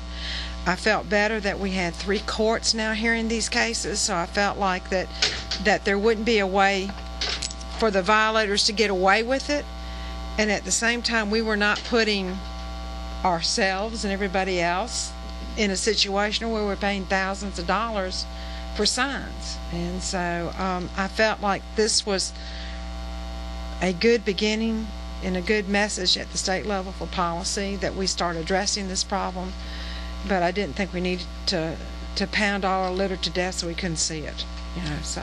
Chairman Franklin had a question a moment ago. Thank you.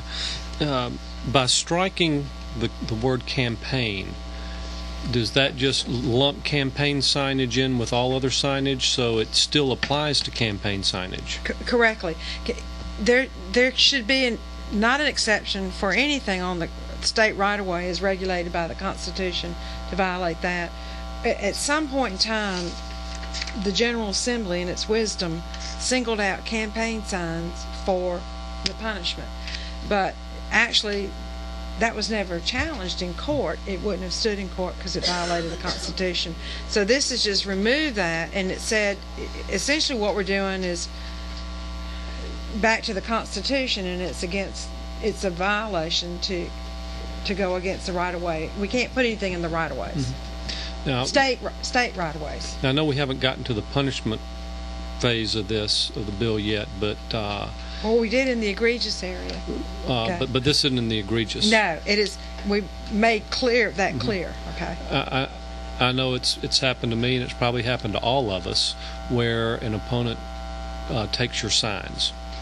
What would keep an opponent from taking your signs, and instead of trashing them, put them up on the right-of-way so you get fined? That has actually happened to me. Oh, really? And in my city, what I had to do was just pay $1 and go get my signs, which was something per sign, was something I was willing to do. What we get to here, first of all, and listening to the testimony before, Randall Magnum was very, very articulate in expressing these concerns. So I wanted to make clear it was a misdemeanor. First of all, which is what I had legislative counsel do in this draft that's before y'all. But before a court of law, all of us have we have to defend ourselves. So I would, if I wanted to challenge what was going on, then I have a right to my hearing before magistrate, municipal, or probate judge, or a state court judge if I want a jury trial, and I get to stand up and present my testimony with photographs, I hope, the next time that someone was moving my signs. But we are like anyone else defending ourselves before court. We are no more or no less than anyone else defending that section of the law before court. So that would be the same if Kroger's having a sale and someone from Publix moves that sign and sticks it on the right-of-way. Right. Okay.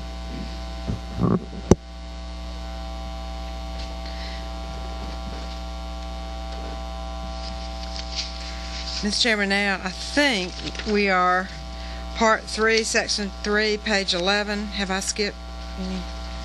Okay. What we're doing here on the next couple of pages, and just so you will see the definitions here in this bill, on page 11, line 31, that's the definition of biological waste. I just wanted y'all to be aware of that. That's just a technical change as regards to that on page 12. Section 3.2 on page 12, it just says that there needs to be a litter report that will go to the Governor of the General Assembly each year. Section 3.3 on page 12, that date is technical, and you'll see the definition of hazardous waste there. On page 12, section 3.4, again it's technical with the date change, but you will see hazardous substance in its definition. I think those are, given the climate that we are now moving into, as not just as a state and not just as a nation, but as a world, when we're looking at how we're having to deal with disposal of animals and such as that, this becomes a much more serious issue of policy for the General Assembly. So I think it's important we just at least stop and think of that. On page 13, this adds probate courts as a court that can hear, and again to legislative counsel, probate court hears misdemeanor. They can finish misdemeanor if there's no request for jury trial. All right. Okay, and then section 3.6 is magistrate courts, and that's misdemeanor again. And then section 3.7, page 13.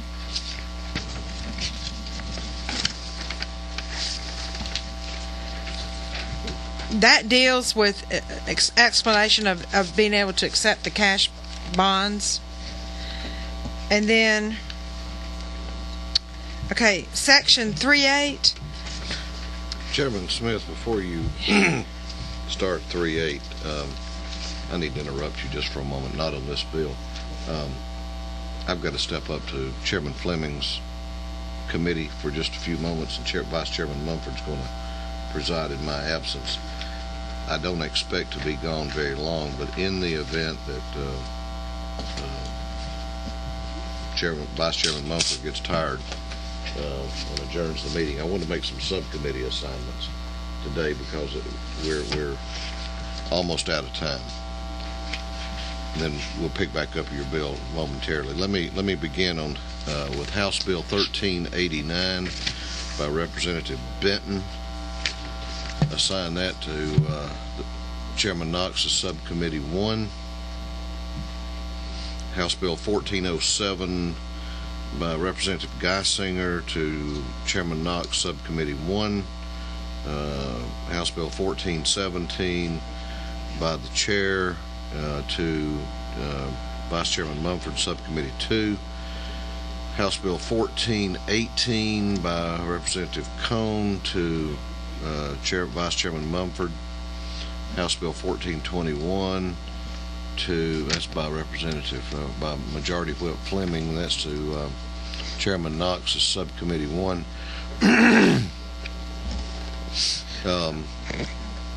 House Bill 1446 by Representative Butler to Vice Chairman Mumford Subcommittee 2. House Bill 1465 to Vice Chairman Mumford's Subcommittee number 2. And then we have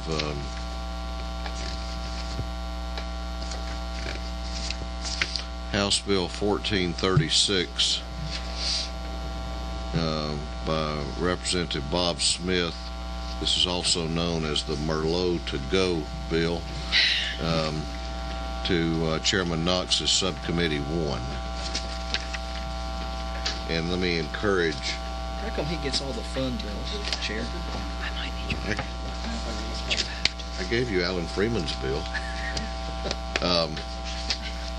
And let me encourage both of y'all, if you can, to... I know we're almost out of time, but if you could meet and sort of take these things up as quickly as you can.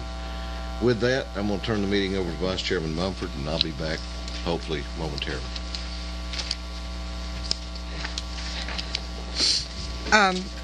I'm on section 3.8, and I don't think were there changes to that. I couldn't tell.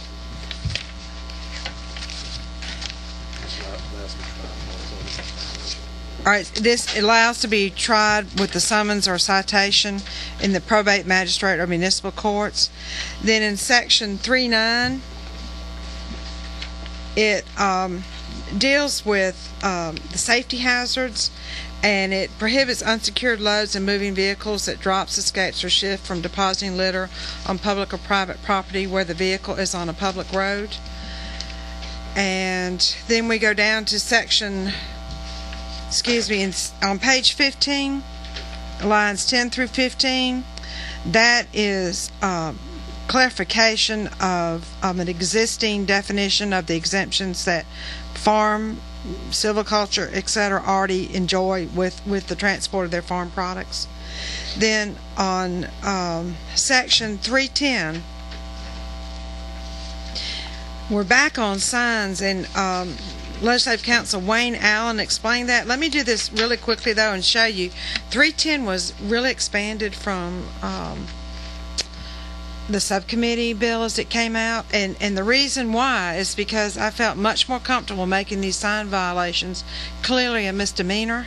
So I think Legislative Counsel can explain what has happened here, but in my understanding, we're talking about a bus shelter on page 16. We're talking about bus shelters on page 17. So the heart of the matter is going to be found on page 15, lines 21 through 28, and on page 18, lines 10 through 19. And may I defer to Wayne Allen, but essentially what this has done is made our sign violations misdemeanors, and then it has also empowered our local governments on city and county roads to draft their own local ordinances as regards to signs. State roads still fall under the category of state law. Go ahead. I just did it? As Madam Chair just stated, the current provision in state law is general prohibition against signs within public rights of way. This amendment would break it down into two separate categories, with state highways remaining a blanket prohibition, and pushing down the decision on whether or not to allow signs within the rights of way of municipal streets or county roads to be governed by local ordinances, and therefore to be a local ordinance violation as opposed to the state misdemeanor. There is, she mentioned the bus shelter. There is one current exception in state law which is retained by this bill, which was for commercial advertisements on bus shelters within the rights of way. But the way commercial advertisements were defined, it appeared to be a content-based restriction on speech. It would allow advertisements, but it would not allow political campaign posters on bus shelters. This amendment would level the playing field, so as long as you paid for the advertisement on the bus shelter, it would be allowed. And then finally, on page 18, still dealing with signs, it adds the similar inference provision which is found in other portions of the Leonard bill. It adds a provision for separate offenses for each sign. And you'll see on lines 17 through 19 makes a punishment for signage within the rights of way the same as for littering. And that's that section in a nutshell, Mr. Chairman. Mr. Chairman, that was something I thought that was very important to bring before this committee, because I felt like that was really a crux of a lot of concern raised by members of the committee about letting the punishment fit the crime. And so this is put it back into the category of a misdemeanor. The state constitution prohibits anything on the state right-of-way. It always has. There really never was an exception for that.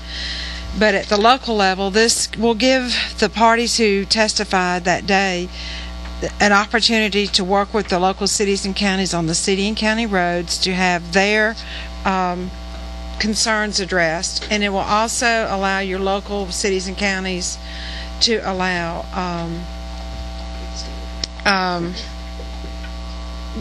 garage sale signs, directional signs, and that type of thing. So I hope that addressed the concerns that I felt were raised by the members of your committee. I have a question in this section that I'd like to direct to Legislative Counsel, or maybe Mr. Keller can answer it. Looking at 17, line 17 on page 18, actually it's line 18, any person who violates. Does this include corporations? Can't corporations be charged with crime? They can be charged with crimes, and the penalties would be involved with the fines. You can't send a corporation to jail. They can be there for the penalty. Would we need to change this to provide for corporations to be fined? If that's what you would like, I mean. Does this exclude corporations in your opinion, Mr. Keller? If I may, Mr. Yeah, thank you. Person is jump in, Wayne. Person is defined in the general provisions for throughout the code to include corporations. All right, good. I'm sorry, I didn't see that. Thank you. Yes, ma'am. Thank you. I have a couple questions or clarifications. What if a county road intersects with a state road? Are you then, and signs are placed in there, whether they're campaign signs or whether they're real estate signs, who's going to have jurisdiction? And then also, Cherokee County has their own ordinances about signs already. If you're driving through Cherokee County, going big trucks with going to the landfills for dumping, and all the litter is falling out or blowing out of the truck, they're being fined by Cherokee County right now. So are then they going to be fined by the state as well? Or how is that going to work? May I defer Yes, to your sure. legislative counsel? Absolutely. Under this bill, it would depend on what road they're traveling on. If it's a state highway, and the state highway system includes interstates, it'd be governed by general state law. This bill would authorize local governments to enact ordinances on their own. And my current reading of the law is there is no authorization right now for local governments to permit signs within rights of way. Although they may have their own limiting ordinances, but to allow signs within rights of way right now, there's no authorization for that. This bill would allow that authorization if they so chose. At the local, at just city and county roads, right? Yes. Just only. No, Mr. but that's- Chairman, may I ask a question then to understand? Sure. You're concerned if I can give my hometown, if I'm driving on a road that's called Lower Fayetteville Road, which is City County Road, and I come into my city and I hit Jackson Street, which is Highway 29, and it intersects, who gets me? Who punishes me, right? That's correct. I mean, Town Lake Parkway is a county road, and then you're getting off the interstate, that's a state road. Is that not correct? So if you were then putting signs there... Well, a state road, you can't. But if you were on a county road, it would depend upon your local ordinance. No one has ever been able to violate state right-of-way, although it's being done in some, how to put this, some cities and counties have had their own understandings or an agreement, but it hasn't been tested in court because the state law supersedes and you cannot violate state right-of-way. So, and it is my understanding that this is not going to supersede county ordinances already and cities. Is that... It's my understanding county and city ordinances cannot be go. It would depend on what type of ordinance you're talking about. If it's an ordinance allowing signs, this bill would say grace over that. Right. Okay, you're talking about punishing. No, well, I'm first talking about signs because Cherokee County allows real estate signs on weekends, Friday through Sunday. They have to be picked up by midnight on Sunday. My answer to that is state law prohibits that, period. Good. Always has. And which also does not another point that if Cherokee County right now is fining trucks that are going to landfills on Interstate 575, they are paying fines to Cherokee County as they go through the county, and litter is flying out if they are caught. So then does that mean then they will also pay fines to the state? The fines will go to the local government. Mr. Setzler, do you have a question?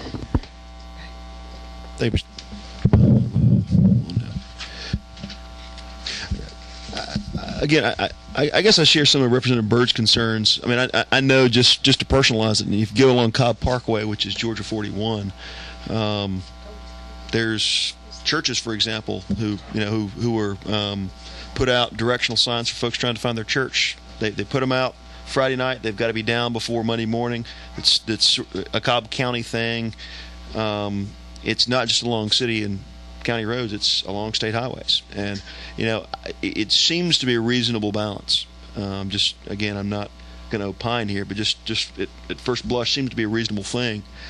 And I guess as I pan back from this, I'm just I want to do something about litter in Georgia, and I really do. I'm concerned. I mean, I've got 6 or 7 questions here that I've got that concern me, and I want to make sure we're doing something that hits the target of making litter, addressing litter better. And I just think we're opening up a can of worms that really, this is becoming very, very complex. And I showed up late here. And granted, I was part of the subcommittee that heard this, and I came in with some questions. But I mean, we never considered that in subcommittee, and that's a pretty significant thing. No, Mr. Chair, may I? Yes, please. My understanding of this has to do with signage. Your local government's never had the authority from the state to allow any signs on state right-of-way. That's in the Constitution, the right-of-way. the city and county doesn't own that. So this isn't changing that. That's existing law. Am I correct? That's correct. It's general law. It's general law. And so what I've tried to do after hearing the input from the subcommittee is say, all right, how to find the balance here for our communities. And the balance I could find was to say we've got county roads and we've got city roads that are not state roads. So let them do their own ordinances and laws. And that was the balance I found. What you're asking for was already against, has always been and already against the law. What also we're not realizing, I think, is that probably the most probably the least favorite form of litter to your Georgia citizens are the signage. The signage everywhere is what you hear the most complaints about, in addition to some other forms of litter, but mainly signs everywhere. Do something about the signs is the feedback. You said you had a lot of questions. I'm not going to ask them now, Mr. Chair. Again, I guess to summarize, my only concern is that that whatever we pass is something that's understandable and executable. I think there would be some real problems in my community with folks making the distinction between, the state right-of-way versus a local city or county right-of-way. It just seems like a really complicated thing for folks to get their mind around and do well. I just share that. Mr. Beard, do you have a question? I got several, but I'm just going to stick with one and go down with the bill. I have several concerns on this thing also. Who's going to enforce the signage showing the state right-of-way? Is that going to be left to the state patrol, DOT? Who's going to write the citations and give them out? Who's going to enforce that? It's my understanding at the local level, the state empowers the local people to enforce that. The good thing about this is that this bill from subcommittee now makes it clear they're misdemeanor violations. At one point in time, they could have fallen in maybe through a misinterpretation to the egregious level, but it clearly states it's misdemeanor. But all along, there's been an enforcement right to local governments on these ordinances. Well, I just know we're making a very strict definition between the two to what city and counties can't do, and with the state right away, which they never could. But speaking of the directional signs and these real estate signs going up on weekends, and I just want to know who is going to enforce that and hand out the citations and on that level, and that's where my concern was at. Mr. Chairman, I defer to council again. If you're talking about local ordinances which would be authorized by this, it'd be local code enforcement officer. Based on what we're saying, if say law enforcement does this, they have the option either A, writing a local ordinance citation, or B, a uniform citation through the state of Georgia. Then it's up to them to which one they want to go with. Well, which one are they violating? Are they violating the local ordinance, or are they violating the state law? How about they're violating both? Then it's up to them on which one they want to charge. Representative Franklin. Thank you. If I'm in a neighborhood campaigning and a family there wants me to put a sign in their yard, how do I know where the right of way actually is in that situation? I don't know. Is it so many feet from the center line? What if it's from one side of the street? Since now this is going to be a misdemeanor, a criminal act, as opposed to just a fine. How will I know where the exact right of way is when I'm in a subdivision? If I'm someone's lawn. Mr. Chair, how does one? Let me answer the second part of that first. It's already against the law. Always has been. Currently, right now, it's a violation of state law to have a sign placed within the right of way of a public road. As to knowing exactly where that right of way is, that's one would hope the homeowner would know where his property is. To try and answer that, I don't know. They're generally on most state routes. There is a specific number of feet that the DOT generally uses on a regular basis. I don't know exactly what the number of feet is, and it is measured in the center line. However, I would tell you that I'm aware of areas where I have seen the DOT claim that they had that particular number of feet, and then they found out to their horror that they didn't. Now, granted, those were on ancient roadways like the Covington Highway that had been there since 1832. After they'd torn down a man's property, then they found out they didn't own it. But, anyway, that can happen.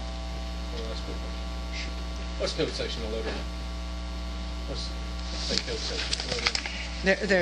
It's in the bill. It's 16-7.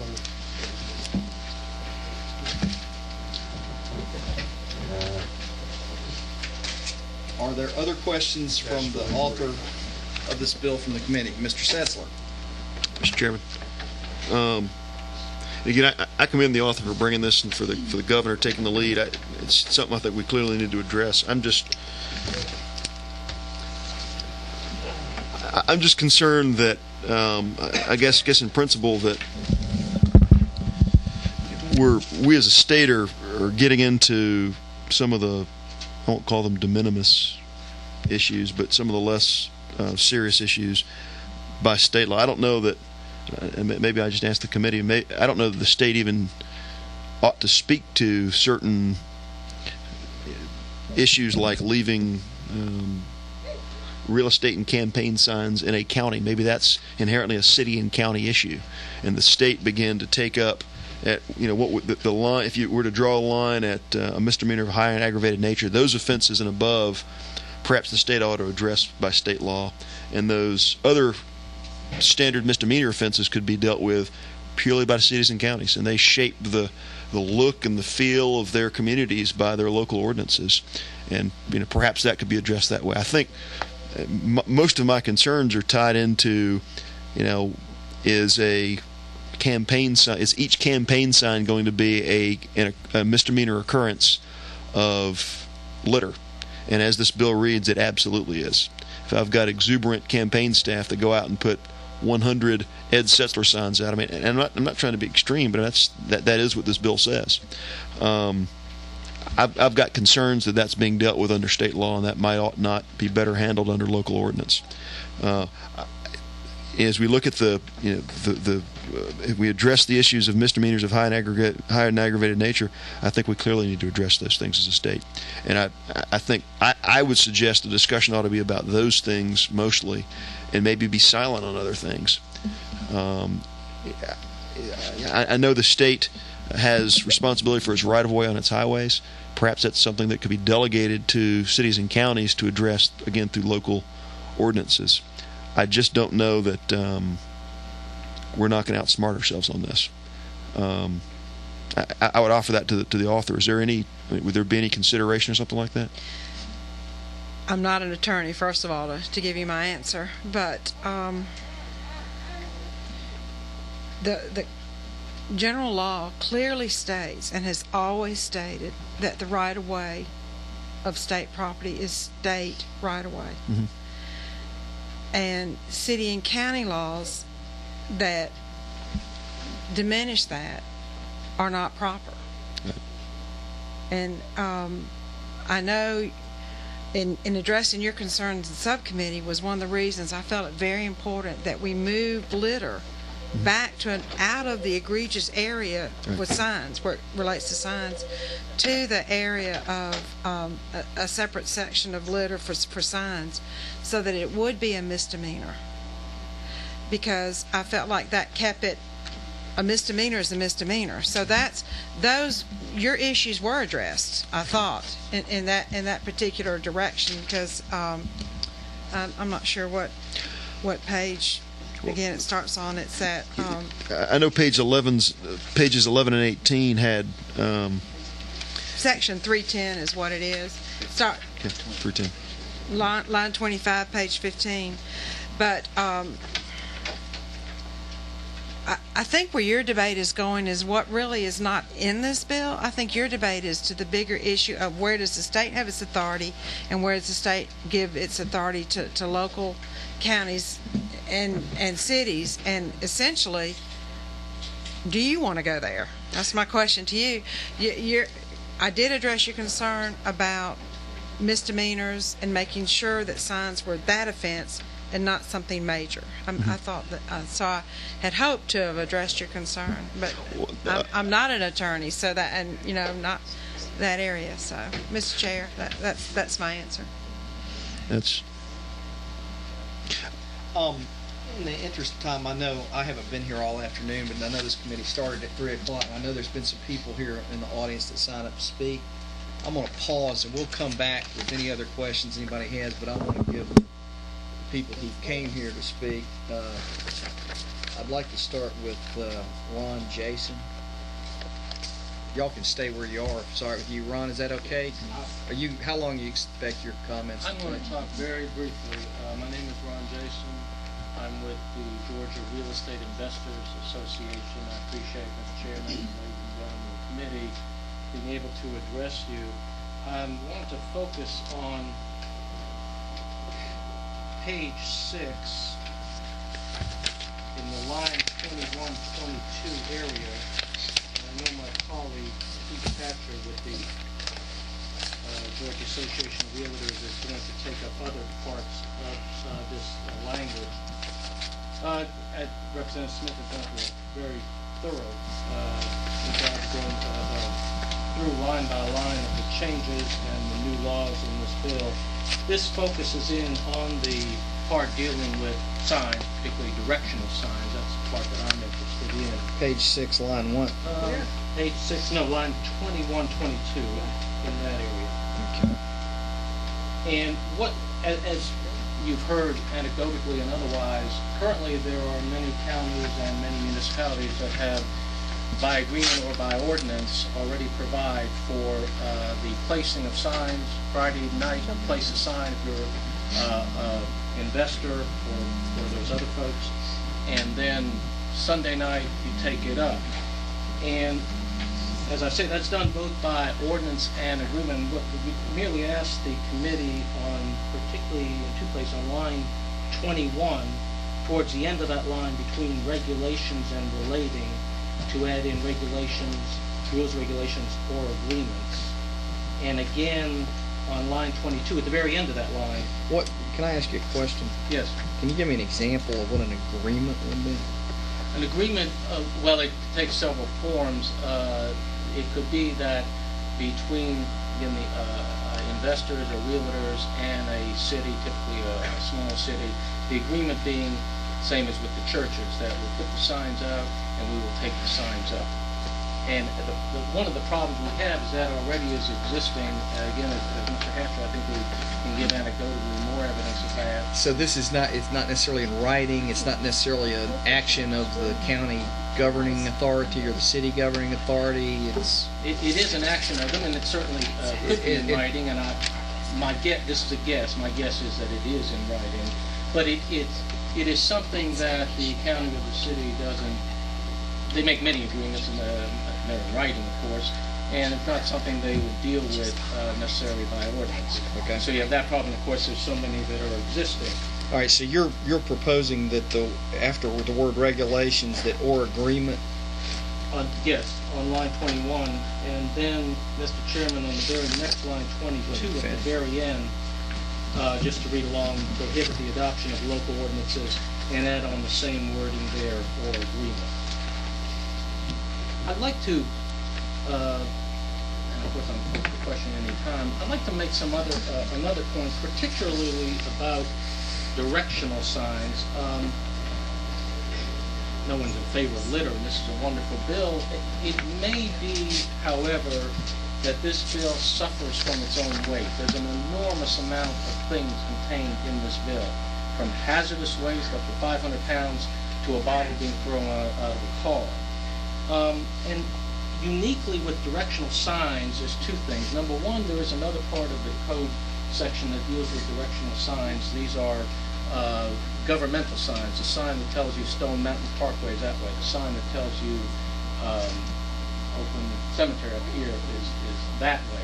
So you're driving along and you know which way to turn. And what you really have here, and this is the thought I want to leave you with, specifically and uniquely with directional signs, already in the code, of course these are commercial and to some degree private ones, you have a safety issue here. Dealing with real estate, typically you have a couple go out, often in an area of a city or county that they're not familiar with, and they have a couple of addresses to look at, to check the houses out, and they're going down a road and they may know where to turn or they may not. I want to make the analogy, if I may, well, I'm old enough to remember when on the interstate highways, and I think some folks here are, there used the signs that tell Watch you. it, Ron. I glanced very much away. Anyway, the signs that told you, where the places get off, where the intersection, where you're going to find food, you're going to find McDonald's, or Crystal, or Hardee's, whatever. But for whatever reason, for years, they didn't tell you which way to go. And so it was a crapshoot. It was 50-50. You get off the exit. Your wife says turn left. You say no. You think turn right. And you don't really know. Of course, if you're smart, you turn where your wife says first, turn left. And you try it. And that may work. But if it doesn't, you have to make, again, a U-turn on a road that you're not familiar with. Then all of a sudden, a few years back, they just started putting little arrows. The Hardee's is that way. The McDonald's is that way. Boom, that very easily solved that problem. It is the same with the streets and roads that we all live on, that people are out driving. If it's easier, as a safety measure, if it's safer, to let them know where to turn so they're not going through cul-de-sacs, they're not doing U-turns on 4-lane highways and so on, that's in the state's interest in its general police power, to reduce even the possibility and the true possibility of hazards on the roads. So for those reasons, I asked for those changes to the... All right, I just want to make clear that I know what you're proposing. I got the one on page 6 at line 21. Where was the other one? It was on the same page. It was one line down on 22. 22. Right at the very end, you added on after the word ordinance. Mr. Chairman. Yes, you want to be heard on that? Go ahead. Just a point of clarification. If it's the wish of the committee to adopt such an amendment, my suggestion would be do it on page 15 in the provisions, and specifically the signs instead of litter. In section 3-10. Where would you put it? Again, depends on how broadly the committee wishes to address whether just all public rights of way or just county and city. If we're talking about just county and city rights of way, you could do it on line 26 by inserting or agreements after the word ordinances. What do you have any comment on what an agreement is? Or I guess you probably don't. Mr. Chairman, may I just say that I agree. It's in several sections, and I just had the wrong one. I had it there too. But I agree with Legislative Counsel. It would be right at 26 between ordinances and adopted. Is there anybody here from the Municipal Association or the Georgia County? Yes, sir. Are you familiar with it? Who are you with? My name is Tom Gale, and I work with the Georgia Municipal Association. And Ted Baggett, our associate counsel, had to step out, but he's a little concerned about what an agreement means. Typically, through zoning, through an ordinance that's adopted by local governing authorities, how we would assume we regulate these. But I think it's my understanding that there are some agreements that cities have with realtors and others.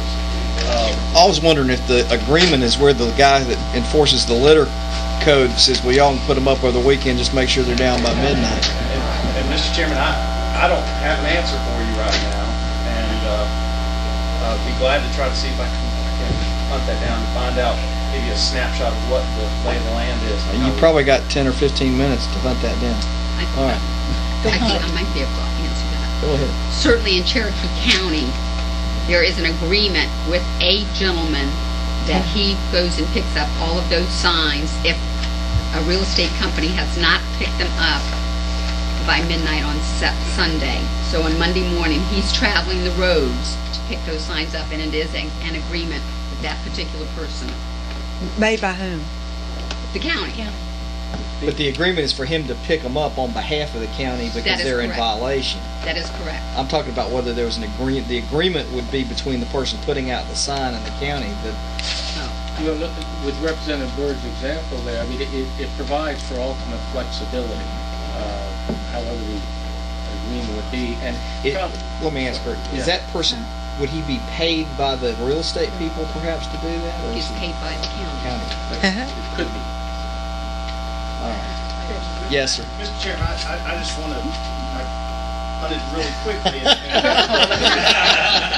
When you asked, you shall receive, Ted just sent me a note based on a quick bit of technology, and his concern is that an agreement, that if you enact a local ordinance allowing for such signs in public rights of way that the city controls, then you're treating everyone equally.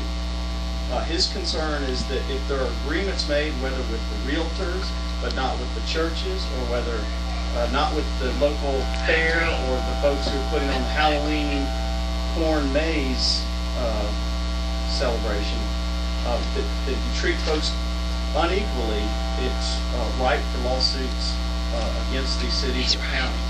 And that was his concern, and that's his. Mr. Chairman, if I may, I think that's a good point. And likely how this would play out in the cities, it would be essentially like an application for a permit, like a parade permit, that it would be available to anyone, but it could be done quickly. And again, you have a lot of these agreements, one of the better way of handling it. In effect right now, you have, of course, 159 counties, 2,000, 3,000 cities, I'm not sure how many, and that could be a good while, a year or two, before that would even work its way through the state, and we have, of course, a bill here, a statewide application. Okay. All right. Are there, Mr. Hatcher? Are you done, Mr. Jason? I am, but I'm sorry, Mr. Jacobs. I hadn't heard from you yet this afternoon.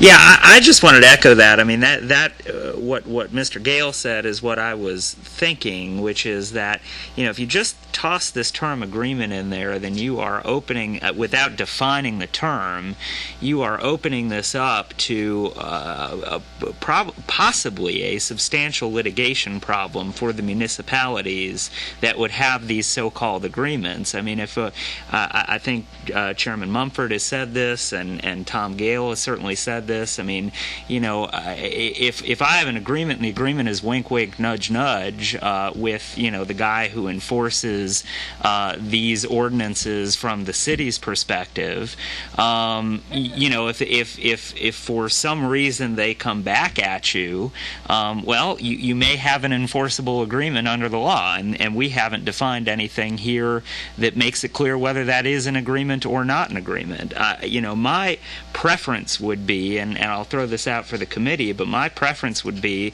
that we keep this restricted to ordinance or actual, recorded law on the books, and then, if cities and counties want to come up with ways that they, would like to enter into agreements with individual real estate, real estate investment companies, realtors, whatever, those would be authorized by statute, and those would be authorized by ordinance, recognized by our statute, and clearly defined under the law, which I think is a much better way to go than just having this nebulous thing called an agreement that happens to be in our statute here, that the courts are ultimately going to have to decipher.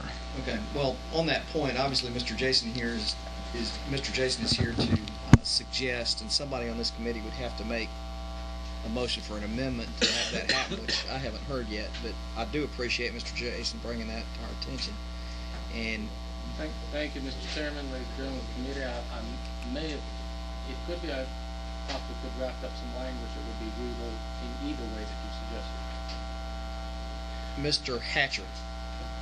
Mr. Chairman, I'm Keith Hatcher, representing the Georgia Association of Realtors. I think it's pretty clear most of the concerns of my organization have sort of been aired, so in the interest of time, I'm going to be very brief. I did want to publicly thank Chairman Mumford and his subcommittee for the work they did. As the bill was originally introduced, we had several concerns. Most of those were addressed in subcommittee. I also want to thank Representative Smith for going out of her way and working with us to try to resolve the issue of our directional signs. We believe, quite frankly, the directional signs are not litter. We think they serve a purpose. Where we have agreements with existing governments, we can maybe do a better job of formalizing those agreements. But where we have arrangements, we would like those arrangements to stand. So we appreciate the work that you've done. Can you sort of describe what you mean by an agreement on? Yes, sir. It's a very informal process. I know. I think it may be Gainesville. Don't quote me on that. But there's at least one city north of Atlanta where the mayor essentially put together a task force.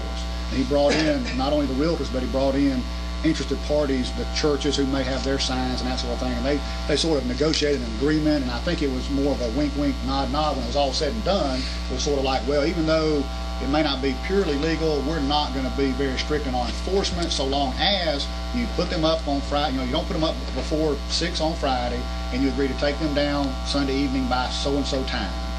And everybody sort of left there feeling like that's a good solution. It works for everybody involved. It's not going to create havoc in the marketplace. It's not going to create a lot of clutter, and it's working. But we may need to do a better job of formalizing those sorts of agreements if that's what's needed to meet a legal standard. We just want to, again, be sure that where we have a strong working relationship with the local government, we'd like for that to continue. We don't want to be construed to be litter unnecessarily. All right. Thank you, Mr. Hatcher. Any questions for Mr. Hatcher specifically? All right. Thank you, Mr. Chairman. Let me finish those. Mr. Perry. Thank you, Mr. Chairman, members of the committee. My name is Kevin Perry. Most of you know me as the Executive Director of the Georgia Soft Drink Association. Another hat I wear is the Chairman of the Keep Georgia Beautiful Foundation, which each of you has a local affiliate in your area that works on litter removal, litter abatement, recycling activities. And I'm also a member of Governor Perdue's litter team. So we have worked on this bill for over a year. It's quite a diverse group of folks that have put this together, including the Association of Chiefs of Police, ACCG, GMA, tire retailers, you name it. There's been a whole group of people that have worked on this bill for the past year. Litter abatement, which is removal of litter, and prevention are being conducted right now by numerous agencies and organizations, including the Department of Community Affairs, DOT, DNR, cities, counties, and even your Keep Georgia Beautiful affiliates. We believe that an effective litter prevention strategy will only be successful if it's addressed at the state level and we combine these things. Yes, there's no question this is a complicated bill, but most of the things you're reading, and as council has told you here, 90% of that bill is already law. There's very little that is new in that bill, but what is new is what we are pointing out is that a lot of it's not being enforced. We're trying to make it easier for these things to be enforced and for the laws to be enforced at every level of government. So I appreciate your consideration and certainly thank you for your time. Representative Beard, do you have a question for anyone? I do. The author of the bill, under current code 16743 littering. Where are you, please? Right now I'm in the 16 code of Georgia, okay. But I'm going to be going on page 3, probably starting at line 31. If I'm not mistaken, and what was your code section? Was the litter code? 16-7-43. Litter in public or private properties of larger personnel with a private property or body. So the court may publish the names of persons convicted of violation of subsection. The court already has the option of publishing the names. And in here we're going a little bit further with not just the name and address. And if it's a victim sex offender, of course I want to know the name and address of the offender. And I personally have a problem with that part. Are y'all, is the author dead set on leaving this in here? Under that section? This provision, this desire came into this bill on the part of the committee that studied it for over a year, the governor's team, and believe it or not, this is very much modified from how it first began, which was the publication of the photograph and such as that. I know that there is a desire on the part of the signers on this bill to have that in there. What would you suggest instead, may I ask you? My suggestion would be to strike it. I just... You know, it's at the discretion of the judge. Well, you know, right now under current state law, he has published the name already in current law. I guess what I'm not real comfortable with is putting the address in there too. And I understand your concern you brought up. There may be, thank God, maybe 8 Tim Beardens in Delaware, Georgia. There's not, but say there was, and you know, I just have a little bit of problem with that. And then we go to page 9 under 16-7-53.1. Hold on. Okay. I believe this is all new.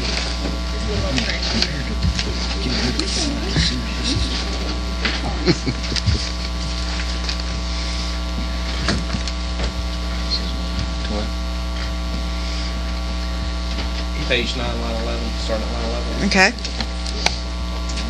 A scenario, husband and wife going down the road, she wants to go to Red Lobster, he takes her to Burger King and gets a Whopper in the car, and she throws the paper out the window. A law enforcement officer can still impound the vehicle.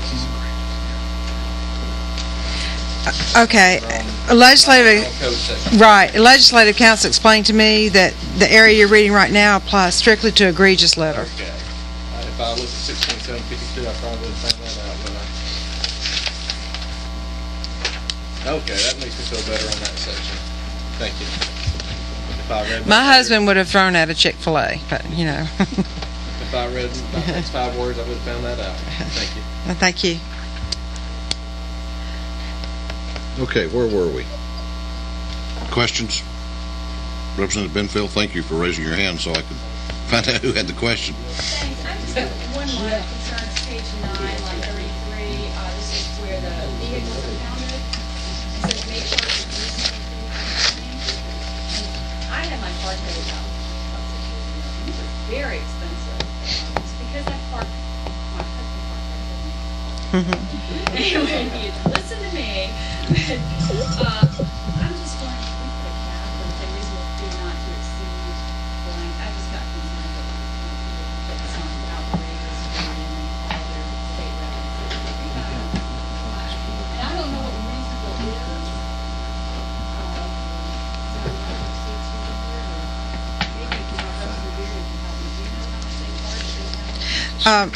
Again, Mr. Chairman, may I point out, this is in the egregious section, so what we're talking about here are the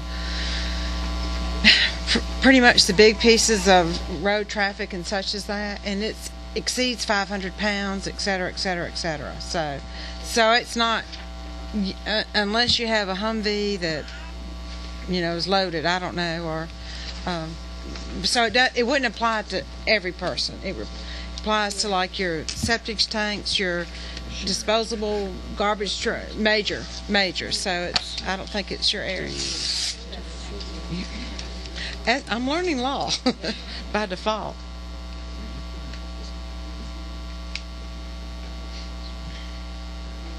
Further questions? Catch me up. Are you through going through the bill? Mr. Chairman, I have no idea. Yes. Okay, she's through going through the bill. So now we're still on questions of the author and Mr. Allen and Mr. Finch. So are there further questions for the chair and those assisting her? Further questions? Chairman Franklin. I'm just wondering, would y'all be willing to put some provision in there that if you had placed your sign legally but someone had moved it, that is not a violation? Is there some language that you'd be willing to put in there? Since I'm not an attorney, I don't know. When I first asked that question, it was explained to me that is to the trier of fact on the case. But I would present my evidence, and someone else would, then the citation would present their evidence, and I would have to, at that point, be entitled to my day in court. But that's my answer, and I defer to legislative counsel. Chairman Franklin, I'm going to ask legislative counsel to share with me his thoughts on intervening criminal acts. Would that cover this situation? Yes. What is Can we that? define that term? Please. I'll let you try that, Wayne. Someone's act steps in between yours and makes it a criminal act, you're not responsible for that. Like a case in point, in one of my earlier campaigns, I had a supporter in the subdivision of my opponent. One Saturday morning, he calls me up and says, "Bobby, your sign's gone. I don't know what happened to it." Almost immediately after hanging up, my opponents on the phone, using every word in the book. Why is your sign in my yard? And obviously some kids in the neighborhood were having a good time. But I would hate to be accused of putting a sign in someone's yard without permission when obviously some kids were playing a practical joke. And so would this intervening act have shielded me or from if the guy wanted to prosecute me for a misdemeanor for having a sign unlawfully in his yard without permission? Mr. Chairman, that boils down to an issue of proof. I think so. So just do such mild things in the metro area. Don't they, though? Don't they? Rip them apart out in the country. Yeah, they like to burn them down in Rockdale. I'm not going to tell you what mine put on my signs, but it would have been in a septic tank. Mine always got caught under bush hogs, you know. And ripped apart. Further questions? You know, you could probably just rely on a district attorney to not prosecute that case, right, Mr. Keller? That's right. Unless you support a district attorney running against the current district attorney. Oh, no. You're not. I didn't do it. I didn't make the comment. Further questions of the author and those assisting? Representative Setzler. Are we as a committee going to offer some friendly amendments or amendments to this that we think would be appropriate, or is that going to be addressed at a later time? And again, I say that the sponsor, one thing we had addressed earlier, but I wanted to just, I guess, address once again is, you know, as we look on Section 310, again, What page are you on again? I'm sorry, page 18. I think the same applies on page 11. Page 18 and page 11.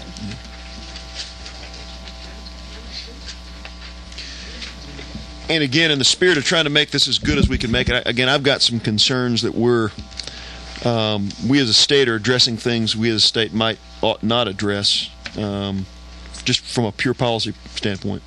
That being said, on page 18, line 16, where it says each sign erected, placed, or maintained in violation of paragraph 1 of subsection A of this code section shall constitute a separate offense, I would be more comfortable with may constitute a separate offense, because again, I think 15 signs placed out there by somebody, each which would trigger a misdemeanor offense, concerns me gravely. Whether it's a real estate sign, a church sign, a campaign sign, you know, in the spirit of making this better, although I do have other concerns, that's something I think we as a committee would be well advised to do. Representative Setzler, I'm going to let Vice Chairman Mumford comment, but to answer your question about amendments, certainly you're free to make amendments. Okay. And we'll entertain amendments at the appropriate time, friendly or otherwise. Vice My Chairman Mumford. recollection is that I made that amendment in the subcommittee, and I think that Jill told me that it sort of, you really can't have a, maybe we have a law and maybe we don't.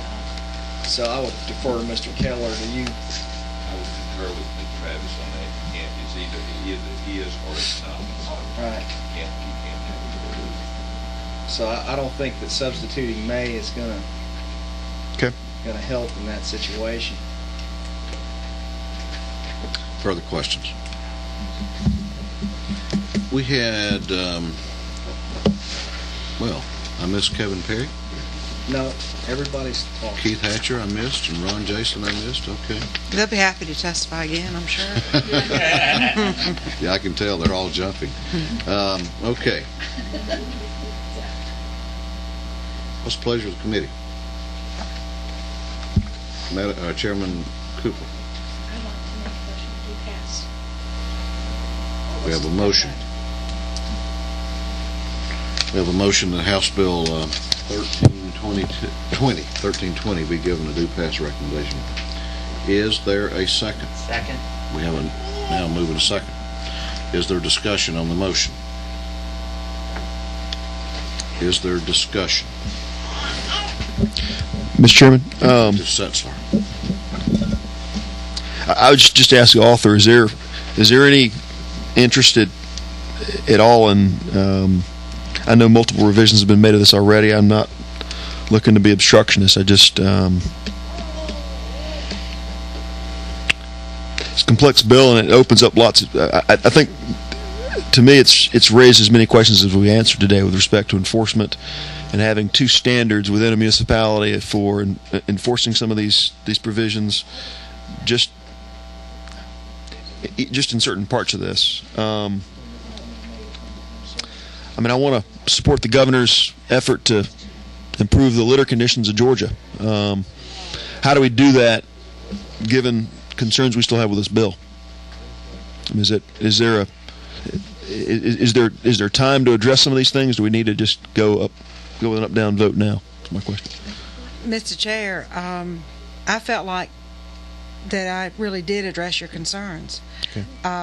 In making sure that your local cities and counties on city and county roads only could do their own ordinances, that I was providing an opportunity for real estate people, churches, etc., to have their signs and not violate state law. It clearly states, and has always stated, that it's a violation of state law to put any kind of signage or litter or anything on state right-of-way. And so, after your input from the subcommittee, it's not a conflicting law, because local ordinances cannot conflict with state ordinances, but it enables on local roads that are properties of the local cities and counties to have their own set of laws, as long as they're not violating state laws. I felt I did address your concerns, but Mr. Chairman, in no way will I tell this committee what their pleasure is. I respect the vote of the committee. I think it'd be hard to do. I do too. To tell this committee what its pleasure was. Any further discussion? We have a motion on the floor.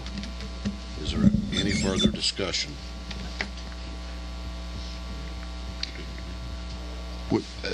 Mr. Chairman, I would just like to ask other members of the committee, would it be the interest of the committee to hold this for further consideration at a later date? I mean, is it appropriate to discuss amongst the members of the committee how they might? I think at this point in the process, the appropriate way to do that would be to make a substitute motion and see what it does. I mean, we have a motion, so I think that delaying action would need to be dealt with in a separate motion. Okay, Mr. Chairman, thank you. You wish to make that? I just think this bill needs more work, and I don't want to be obstruction. I don't want to obstruct the process, but I'm just not comfortable with it as it's written. I think I can see 2 or 3 impacts it has to regular folks in my community the day it's passed that will cause folks to say, well, what on earth are we thinking? And I want to support the spirit of the measure. I just have concerns about the details, and I'm considering a motion to table, but I don't want to do that. I want to find another way to get at this. Mr. Chairman. Well, given that we have the motion already made, unless that motion were withdrawn, which I don't hear it being withdrawn, I think the only way to do that would be a motion to table. Okay. I'm not prepared to make that motion this time, Mr. Chairman. Okay. All right. Is there further discussion on the motion that is on the table, which is to give House Bill 1320 a due pass recommendation? Chair wants to be fair. Is there any further discussion? Hearing none, we'll call the question. All in favor of giving House Bill 1320 a due pass recommendation, please raise your right hand.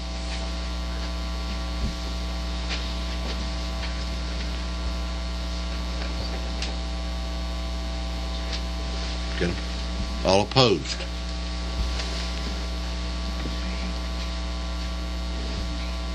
I'm abstaining, Mr. Chairman. And 1 abstention.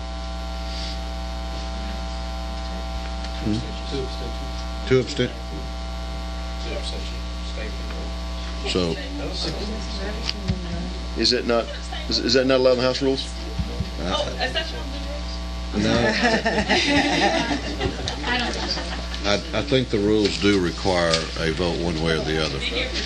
If that's a new rule I'm not aware of. I will Well, if you threw one in, I was going to throw with the second one in there. So. We counted 6 votes in the affirmative. All opposed, let's see the hands again. 4 votes opposed. The bill will be sent to the Rules Committee with a due pass recommendation. Thank you very much, Chairman. Thank you, Mr. Chair, members of the committee, and I certainly appreciate the process and understand it. Thank you.